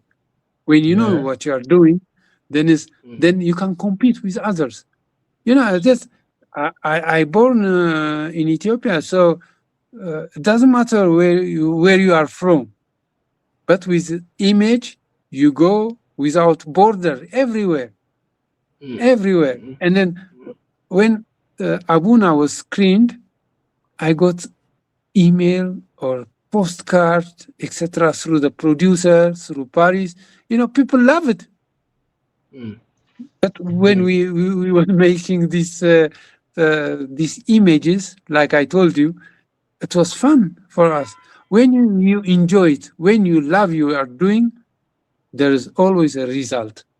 So we need to have more, masterclass or workshops, etc., that we can a little bit guide the young talent. There is talent, but your talent need someone to show you how to do it. Then we can compete. Yeah, we can compete. It's like, sorry, bro. Yeah. So, Baba Abraham, as you're speaking about, when you're working with film and when you're working with a small budget, you can't afford to, be wasteful. It reminds me, like in the early 2000s, I was reading a lot of guerrilla warfare manuals. So I was reading Guerrilla Warfare by Che Guevara. I was reading the mini manual of Urban Guerrilla Warfare by Carlos Marigela, I believe it is. But one of the things that came up in that was that when you have a guerrilla warfare band of maybe 10, 11, 12 people versus an entire army, hundreds, maybe thousands that you're fighting up against, that you have to be very conservative with your ammunition. You have to be very conservative with your rations, with your movement, and all those types of things. So it really made me think of like this analogous type of situation. And I believe it was like in Vietnam or someplace where the United States was, at war, where they always knew what the Americans were, what they could find the American position based on how they shot, right? Because they have so much and they're just wasting it. But then when it's Vietnam, their position is bound, and that one counts. Bound. That one counts. Even if they have automatic weapons, they can't be wasteful like McDonald's hamburger, military that just mass. So I think it's really amazing because like the type of training that you would get if you're learning from someone like a Che Guevara or anybody else who's teaching you this is how to be, because basically we talk about guerrilla cinema, right? That's what I've done on my little scale. Just get a camera. I don't have much. I don't have, a multi-gajillion-dollar budget. I know Ọnụọra and I have shared war stories, him on a much, bigger level than me. But that's really what can be taught, that it's asymmetrical warfare. And especially right now, there's a lot in the news around, all you have is drones, and then they have, multi-million-dollar, ballistic missiles. All you have is, very, very cheap interceptors that cost $10,000, and they are, shooting up $1 million missiles every single time. That what you're describing to me is like the core principle of asymmetrical warfare, and that we don't have billion-dollar budgets. Abibitumi doesn't have a billion-dollar budget, but here we are 20 years on because we have that ingenuity that you have in Ethiopia, that Ọnụọra has in Nigeria, that I have in Ghana, and we're able to make things happen intergenerationally. So it's just very, very inspiring. We did have another question here in the chat, and it's from my mother. I don't mean to privilege the one from the people whose last name is Kanban, but I do need to ask on their behalf. Why did he choose to title it Abouna? I think I know why, because I understand what Abouna translates to. But if you can just maybe speak to that as well. And then as a follow-up, I want to ask you about the emotions and how your cinematography captured the emotions. But maybe we can get started with this question first. Yeah, please, before you answer that question, let's just remind everybody that Abraham is actually one of the ambassadors to the film festival, the Abibitumi Film Festival, which takes place 16th to 18th of October 2026. You can submit your films for anybody who's watching on Film Freeway. Film Freeway, just look for Abibitumi Film Festival. And also, this is just a reminder, again, this is the first ever episode of the Abibitumi Film Club, which will be taking place regularly. So again, we are honored to have you, my brother. Please answer the question. Thank you. Thank you. You know, Abouna means our father. Right. Because the story is about the kid's father. So Abouna, that's our father. And, you know, when I say color, when we was discussing with Haroun, you know, the dress of these two kids, what shall we do?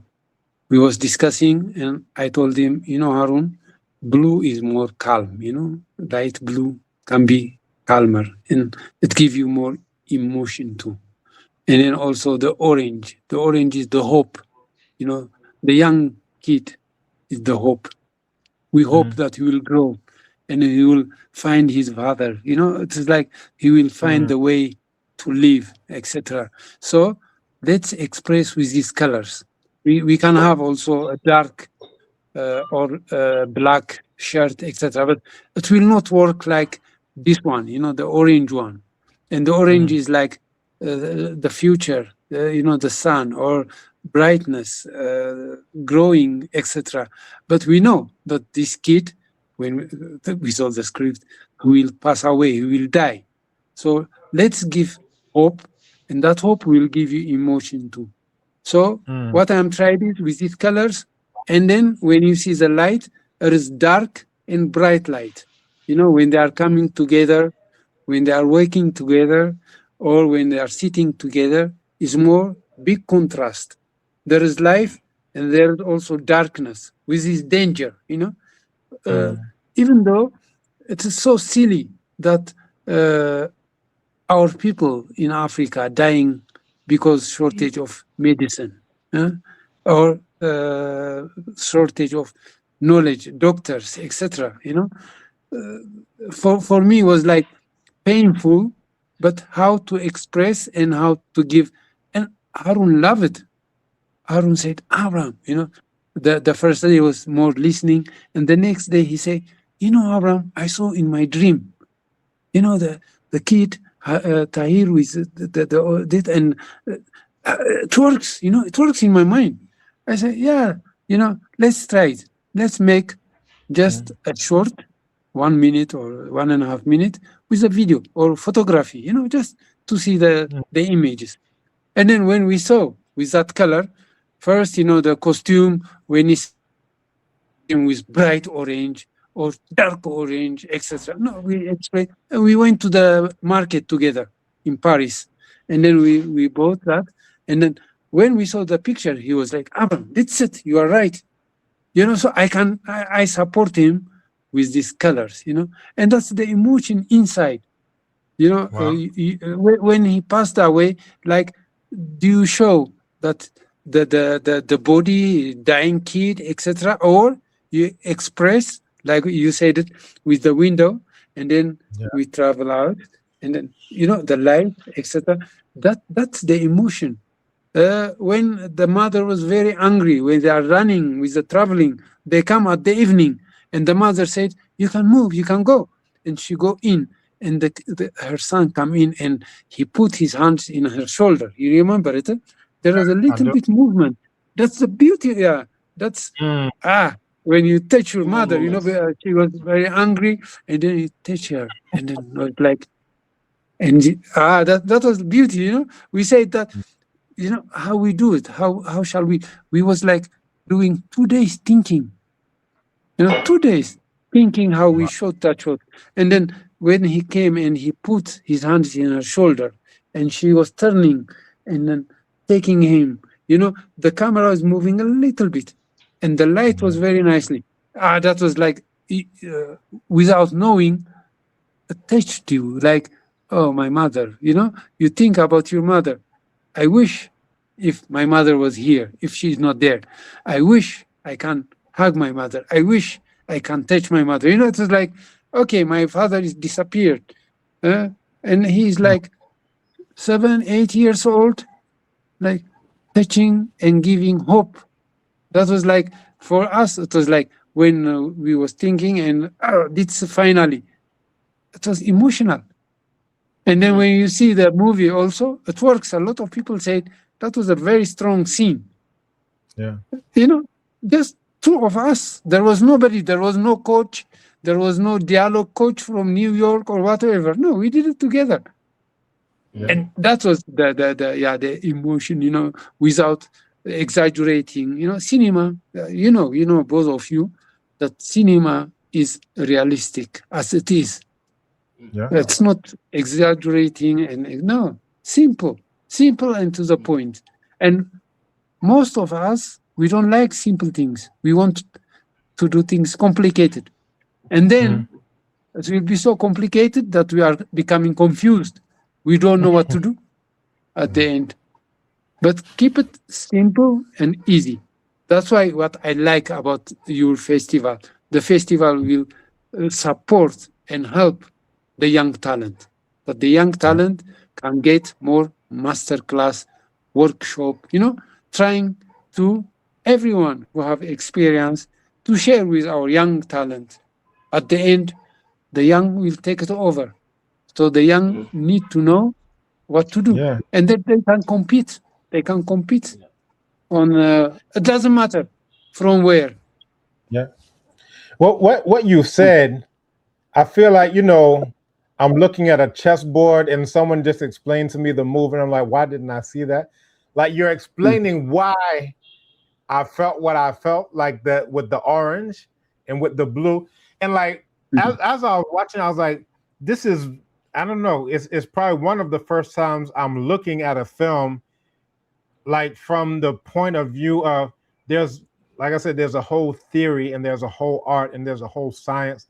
And there are all these thoughts that go into these ideas. So when you explain why he's wearing the orange, like what you're trying to get, it did get that. And I didn't know why it got that, but now I'm seeing, because it's like a flame. It's like, you know, the flame of hope. And now that flame is being extinguished. You know, like all of these things that you've thought through is just, it makes it so much more of what you can appreciate once you know, it's like a veil lifted over, because that's just, oh, like, wow, yes, that's why the touching of the mother's, you know, shoulder, like all of those things, it's just, you know, I'm like, Abraham Haile Biru is a genius. If I didn't know it before, then I definitely like just the depth of thought and care. I want to use that word specifically, the care that went into that. It's like you're handing a valuable possession over to the audience, and it's for them to, you know, hold it and with as much care as you've created it. And, you know, I really appreciate the opportunity to have this conversation, because like it's making me think, like the opening scene, you know, the desert. Yeah, it's seeing it a second time that I realized who he is, where he's gone, right? Tangiers, right? All of those different things. So the first time I was like, well, who is he? But one thing that you see is how beautifully that is shot. He comes into the scene, he turns slightly, and then he looks at us, right? What I think they call like the third window or something like this, right? He turns and looks at us directly, regards us, and then goes off into the distance. And now it's being unraveled. It reminds me of Nkulu Fukiao, my Kikongo language teacher, where he would talk about time as like a scroll that's unwinding in front of you. It's also unwinding behind you, but it's like this constant scroll, and it's like being revealed to you. So like there are things that I understand the second time watching it that I didn't understand the first time watching it. I do have another question. I can continue. By the way, I'm very impressed. I'm very impressed by your expose, the way you summarized everything. Your film language is improving today, so I'm impressed. Hopefully, we will see that in your videos. Because before we're talking about f-stop and dollies and grips, so I was sitting there looking like the third wheel, on a bicycle. So I said, let me contribute like I actually have a working, brain. By the way, the Abouna is shot in Agadez. Agadez is the Niger desert, the golden desert, with the golden sun. It was in Niger, and the sea is in Cameroon, and the rest we shot in Chad, in 3 countries. Okay, wow. I was wondering where the beach was. I was wondering because you have the image of it, and then they're playing football on it. So I'm wondering where all of these things are. Is it all in Chad? Because I'm like, where in Chad? And I'm thinking, maybe it's Morocco. Maybe it was like they finally got to Morocco, where their father was, and they're on the Mediterranean playing football. But even that helps me understand how, for lack of a better word, Pan-African, what you all have put together truly is. Yeah. Can I just say, before you ask the question, we are raising money for this 20th anniversary. The QR code is on the screen. So everybody who's watching now or even later, please scan using your phone. Make a donation. This is going towards the many projects that we're doing. Obviously, we're celebrating 20 years of Abibitumi. This is one of the first events that we're hosting as a result of it. So please support where you can. The QR code remain on the screen. So Benfo, do you want to read that question by our good filmmaker brother, AI filmmaker brother, please? Absolutely. So this is from Brother Bakari Quinto. He says, if you could make one film, endless budget, or if you made one film already, and that film thousands of years from now would speak to the story you wanted to tell the most, what would that film be? I love that question. It is high level question. High level. Difficult to answer. Thousands of years from now. We need to ask Claude or ChatGPT. Right. Yeah. A lot of people, they kind of ask me why you don't make a movie? And I said, but I'm cinematographer. I'm not a director. So, it's not my job to make a movie. Now I am old enough, I understand what directing means. But in the early days, people say, you can make a movie too. You can direct. I say, no, that's a big responsibility to be a director.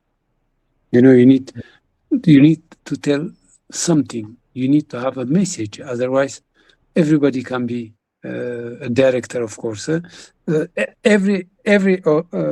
Everyone can write, but it doesn't mean that everybody is a writer. So there's a detail that people need to know on other level. So, what it will be, for me, I'm thinking that I'm learning, I'm learning every day. So if I am making something, I don't know if people will see it after so many years. Maybe it will disappear, you know, because I know that I got this chance, but there are also a lot of young talent, they don't get this chance. But after maybe 20, 30, 40 years, in Africa, things will change. In our continent, it will be not the same like now. So it will be full of talent, full of knowledge. So then, you know, this young talent who will make movies, maybe it will be like remember after a while. But my job is so minimum that I don't think that people will see it, or, you know, whatever what I make, it will be like a masterpiece. No. My input is so small. I'm okay if people will forget it after a couple of years, even though, yeah. But it's a tough question, you know. Yeah. Yes. So, as you say that, or answer for me, please.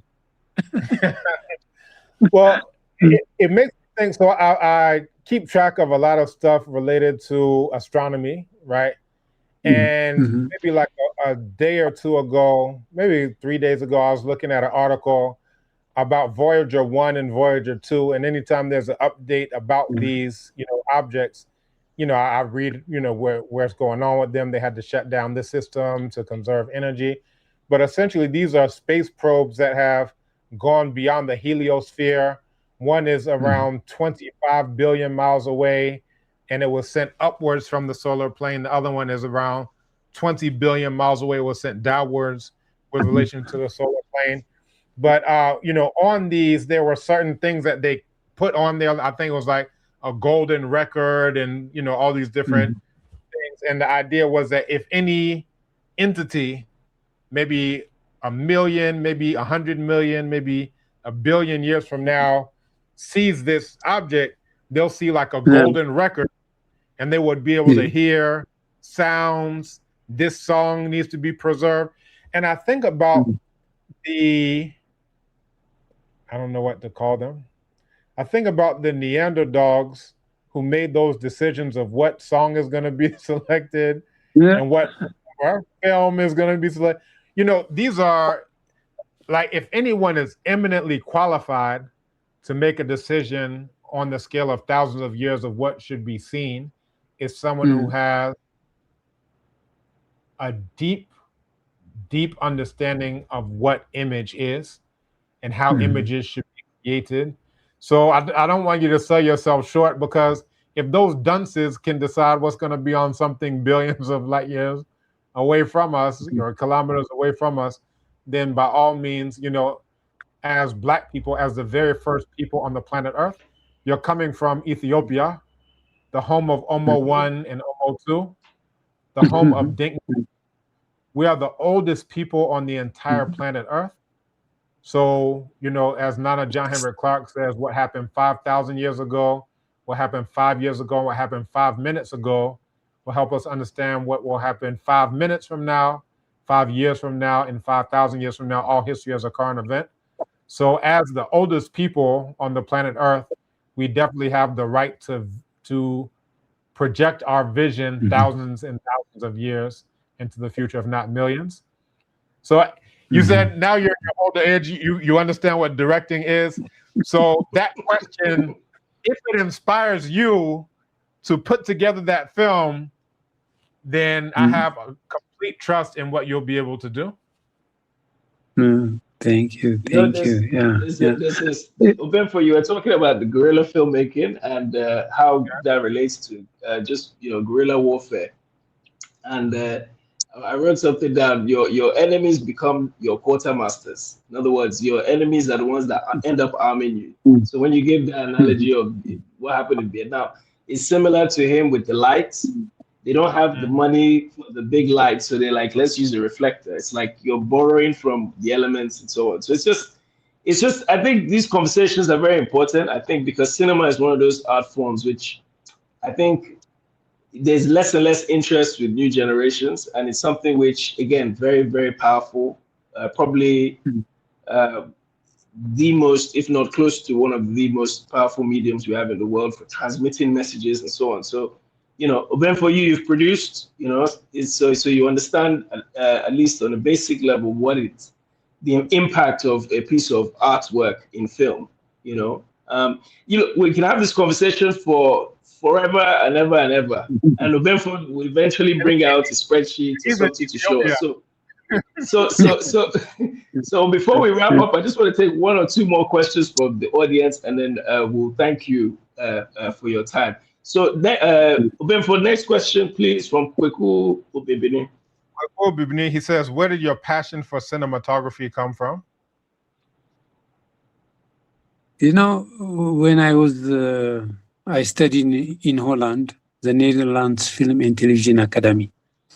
So this academy was at that time, when I was in second year, it was exist for 50 years. And I am the first Black student from Africa in that school, in cinematography department. Wow. For me, I want to study because Ethiopia was at that time in difficult time. It was hunger and then a lot of diseases, etc. I want to study cinema, not cinema, but I want to study medicine. So I went to the examination, I passed, and then there was a new report that Holland will need, after 20 years, so many doctors, etc., etc. So they limited only for local people, for Dutch people. So I couldn't go to the medicine school. So I was for almost 1 year thinking what to do, etc. I said, you know, well, I need to study cinema. But cinema, what? You know, I don't know anything about cinema because when I was in Ethiopia, I saw only 2 movies. That's it. Wow. So for me, it's a new field. So I thought, you know, about knowledge. How can I get this knowledge, what they have in Holland, to my country or to our continent? And then to show also from our side that the people think like 25 years that we didn't have any electricity or TV or, you know, for me, I was so young and I was irritated when people say, oh, do you have TV? You know, when they see the photo and they, oh, you have a shoes. Oh, you know, I said, then maybe these people, they don't know. I need to let them know. And then for my people, maybe I can make things, pictures or whatever, then bring to show them how they made it or how they do it here. So I was searching and searching. I thought, that's it, cinema, you know, theater, you can have maybe 100 or 50 people. It's too difficult to travel or whatever. But cinema, you have it in one role, then you have it. So I said, I need to know more about cinema and I want to learn what's cinema. And then I was thinking, what, you know, we have writers, we have stories in Africa, but do we have also a good cinematographers about what we said about lighting, technical things? I say, no, we have shortage of that. So I don't want to be a director because we have directors, we have writers, but I can help or I can support with cinematography. So I need to learn cinematography. So I started with photography. I was also graduated with photography, you know. So to understand cinematography, you need to know first photography. How, you know, to develop yourself with in the doka, you know, in the dark room, etc. So I started with photography. Then I didn't know, but I have, as they said, you know, your view is different than the others. Of course, I have a different view because I'm from different continent and different country. So my view is different than what they see. I see it. You can say it, you know, someone make a joke, one teacher of me, Abraham, maybe your view is from problem issues because you have a lot of problem in Africa. I said, maybe. And then when I see the problems, I'm also looking for the solution. You know, I have a problem a lot. I know a lot of problems. Even though this guy is, you know, on high level cinematography teacher. So he said, Abraham, your angle is different, but your view looks like there are a lot of issues or problems. I say, I know, I have a lot of problems. Is that in that sense, my continent have a lot of problems. We need to solve a lot of issues, you know. So I'm looking for a solution.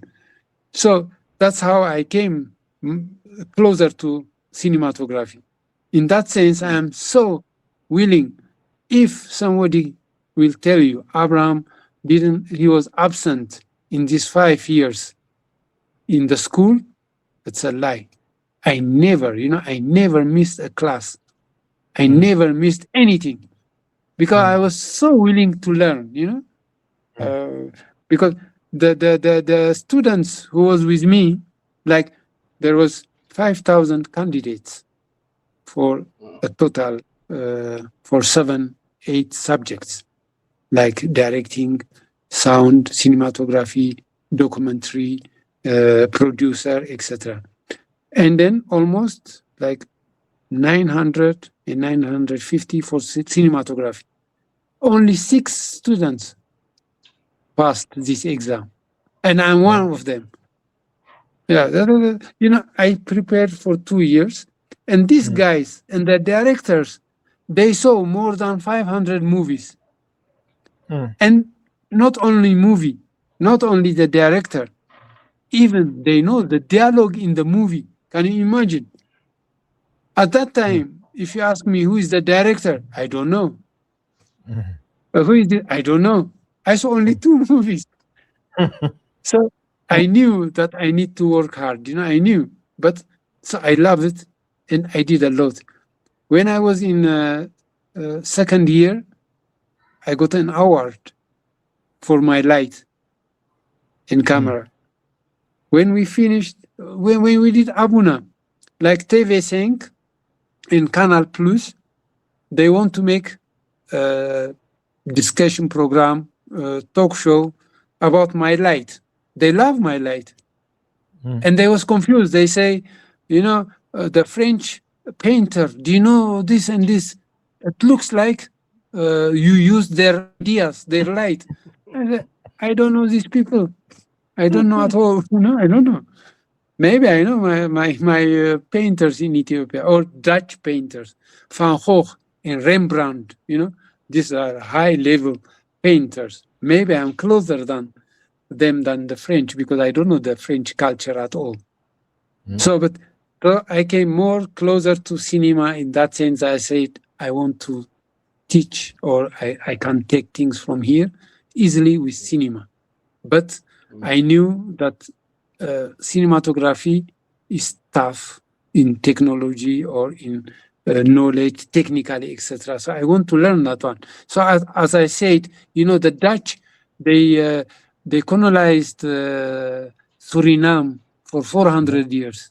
Indonesia, you know, Aruba, and these are also, Surinams are black people, etc. Even they don't give them the chance to study cinematography. I was the luckiest in that 50 years old school. I am the first black student in the camera department. I'm lucky or not? You know, for me, like it was in heaven at that time. You know, that chance. And then they made a print in the very famous Dutch newspaper. All 50 years, all the students' name, and I'm there as the first black student. You know, it was amazing. It was amazing. So that's how I came to cinema and cinematography. I made it too long. Sorry. No. It's a good way to round up. We just I think even the selection of film Obimfo, like when we decided to bring this film as the first film, we thought, you know, it's apt in our cases, this whole.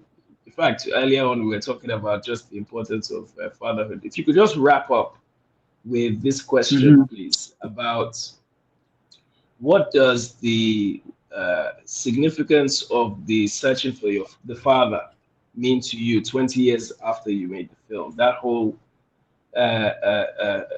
that whole searching for it. What does that mean to you? Like, how does the story of the two boys impact you today?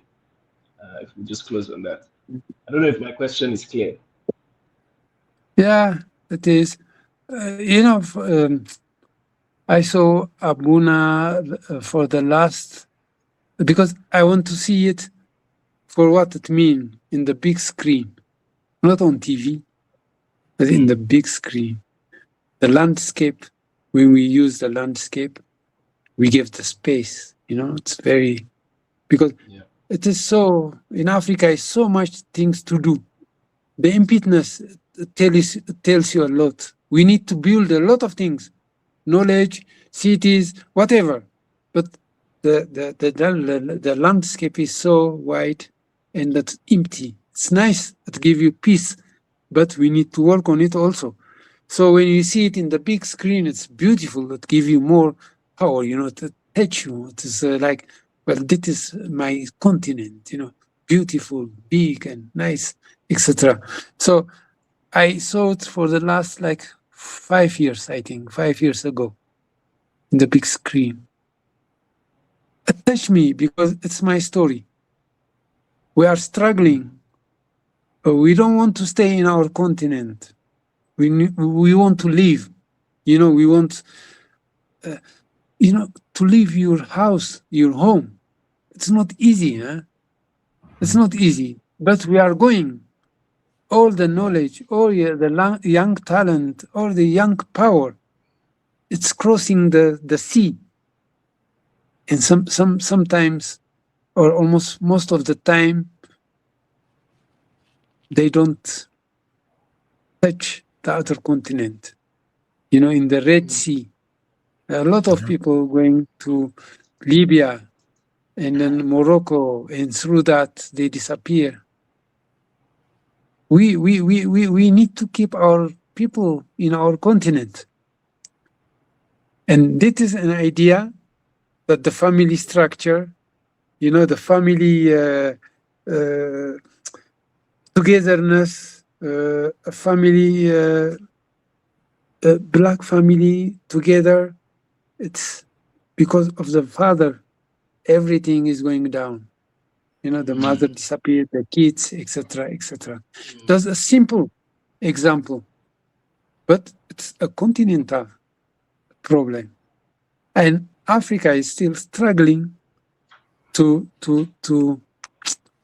have her own children in the continent. It is not possible. I don't know how long it will go like this.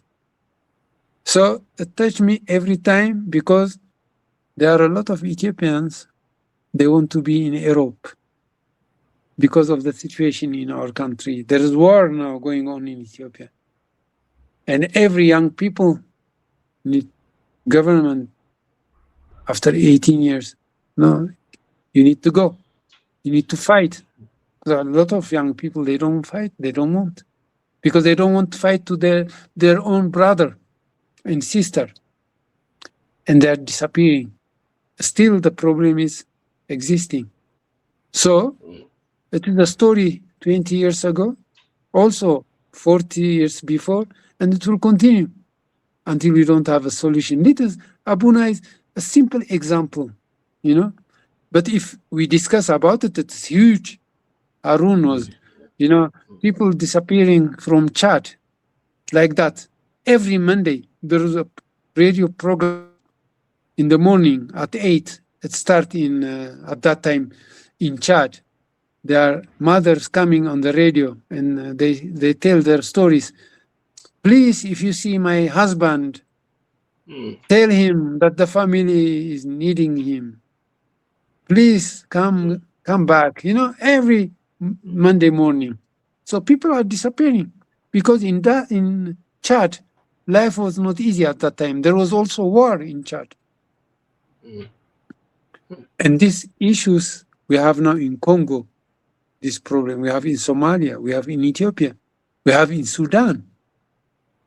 You know, everywhere is still this kind of things going on.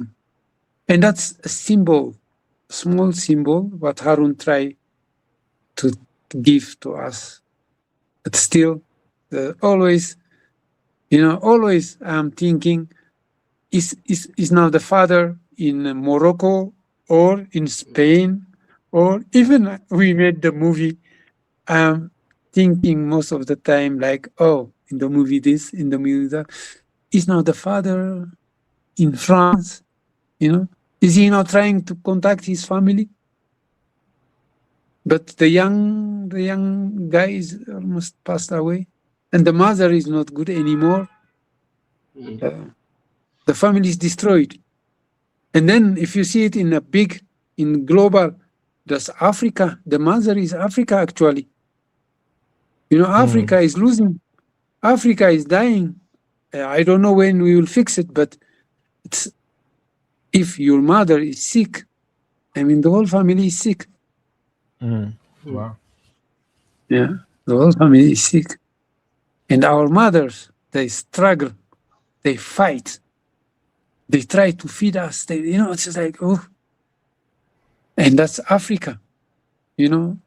Africa is from any angle is abused for years and years and years, but still trying. And that symbol is our mothers. Our mothers, they fight for us. They fight, and then, you know, they see every time the war is coming in Ethiopia.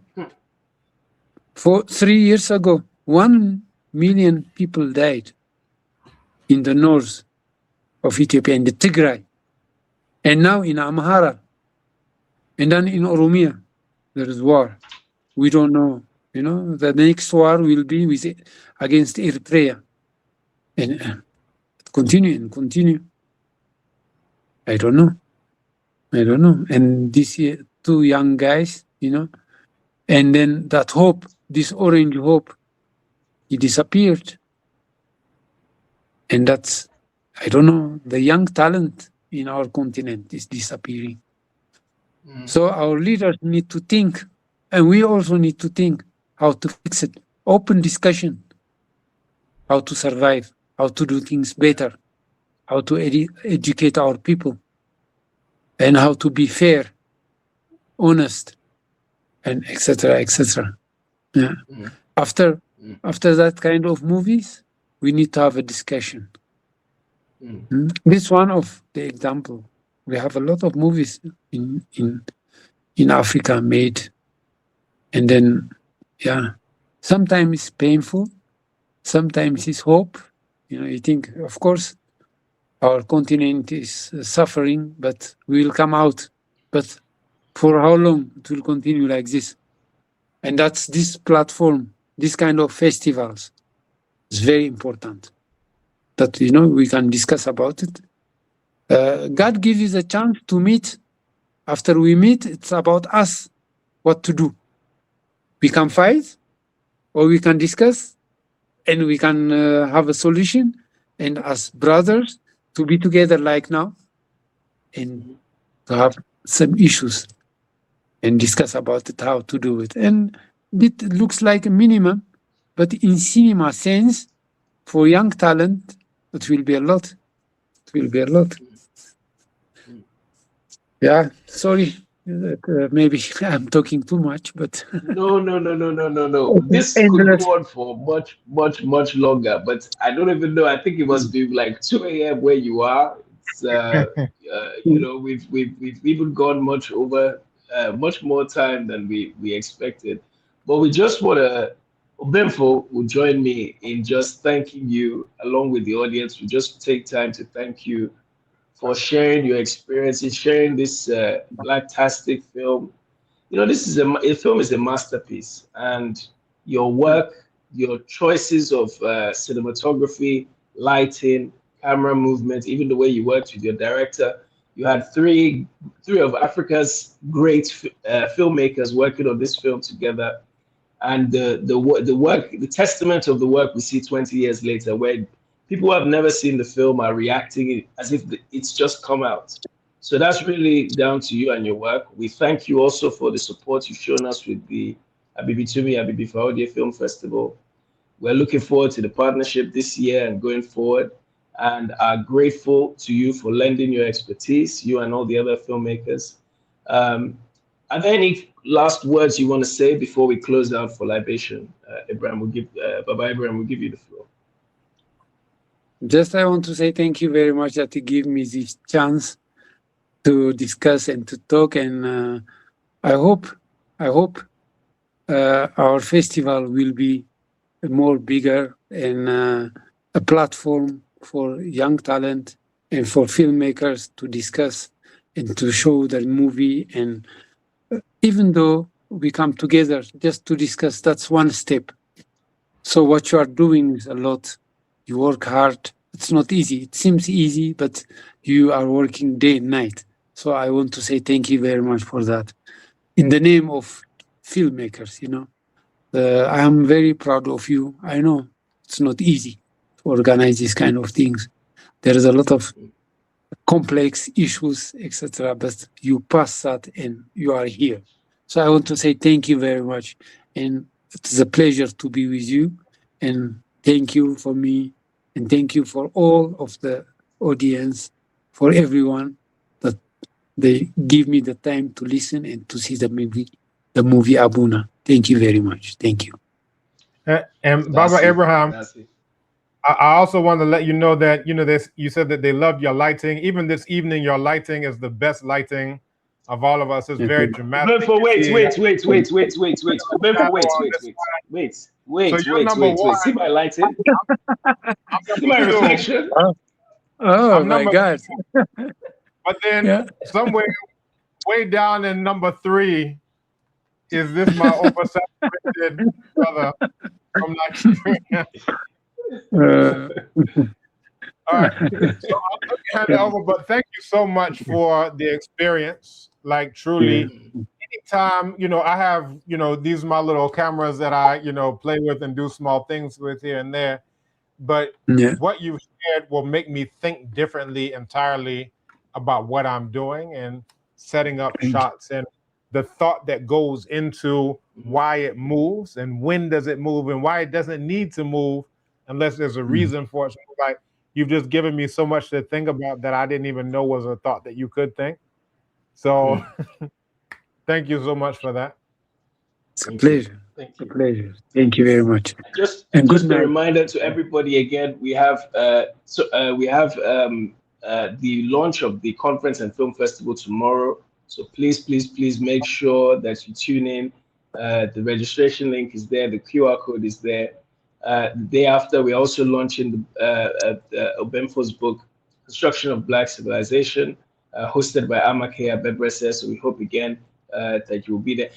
Abraham, we hope to see you tomorrow for the conference and film festival launch to hear your words. So we look forward to seeing you again. Again, we'll just put the QR code up on the screen. For anybody who has not donated, please, this is a very good time. There should also be another QR code coming up on your screen. For those of you who have not joined Abibitumi, please create a profile. Make sure that you are tapped into everything that's going on. And we look forward to seeing you. We're going to hand over, and Abraham, I hope you will join us as we look to the ancestors in the same way that we began and ask them to close out this evening. So Benfo, when you're ready, over to you. All right. Thank you. So with permission from my elder, Baba Abraham, if I could pour libation. All right. Have you seen my passport? Do you know how old I am? I do.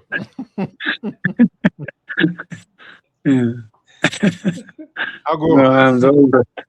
I'm the oldest. Wow, man. I go. Otumfa wadi nyonko ponchiro ponkwan chiro nsi no mo nsi. Asase ampanna mo asase adu musa wajene de fedie. About some years, mother also tea into me moment back. Now see your fair back there for me now. Nana Broquadao, Nandam Judgment, as you so buff was you for. We now free to film for a piano to a Muna Mamra, Monam you see. Nana Bibi Fahudi, Nana Bibi Fahudi, Nana Bibi Fahudi. Once you near, if you are doing and I your cow, and I do my power while you were. Now, and you marry, and a friend, a senior phone, someone for gonna phone, someone for son phone, someone for a sexual phone, someone for Yoko phone, someone for Adriana phone, someone for British phone, someone for corner phone, someone for.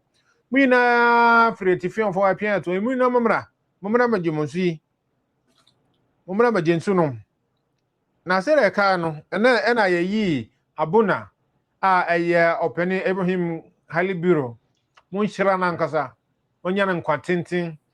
Bibia mum bie kwama no bibia obe bia no titiro no de efa abibitumi na bibi fa ho de ho mum boa no san se ono na otayachi awo adwuma ye no enti mo nso mo ntan da chi san se ansa kọ na nsaba ye say bankum dware ni fa na ni fa so dware bankum enti mum boa no san se ono na otayachi ono de wodin waye dwuma din enfie bebre nanso ohun se yen aye enkwara keke ena oka se adwuma aye no na asoni nzisa ani so no ena ode di na achi no enti momboa no awo bibia obe bia no woni am sramo oso ha mukra mo na sika ma okon ensi awo Ethiopia mem esan se ye hia somdwe awo bibi fo ntem se eye Eritrea o, say aya Oromia o,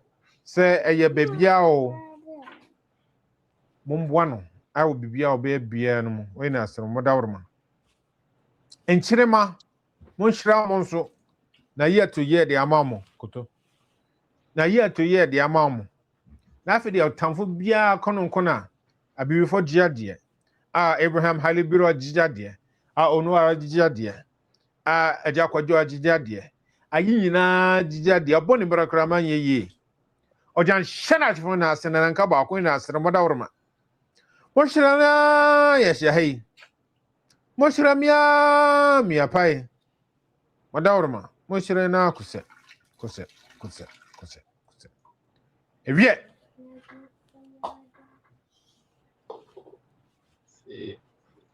say thank you, everybody, for tuning in. This is your first Abibitumi Film Club. Thank you to our guest again, to my stunt double, aka the less handsome version of me.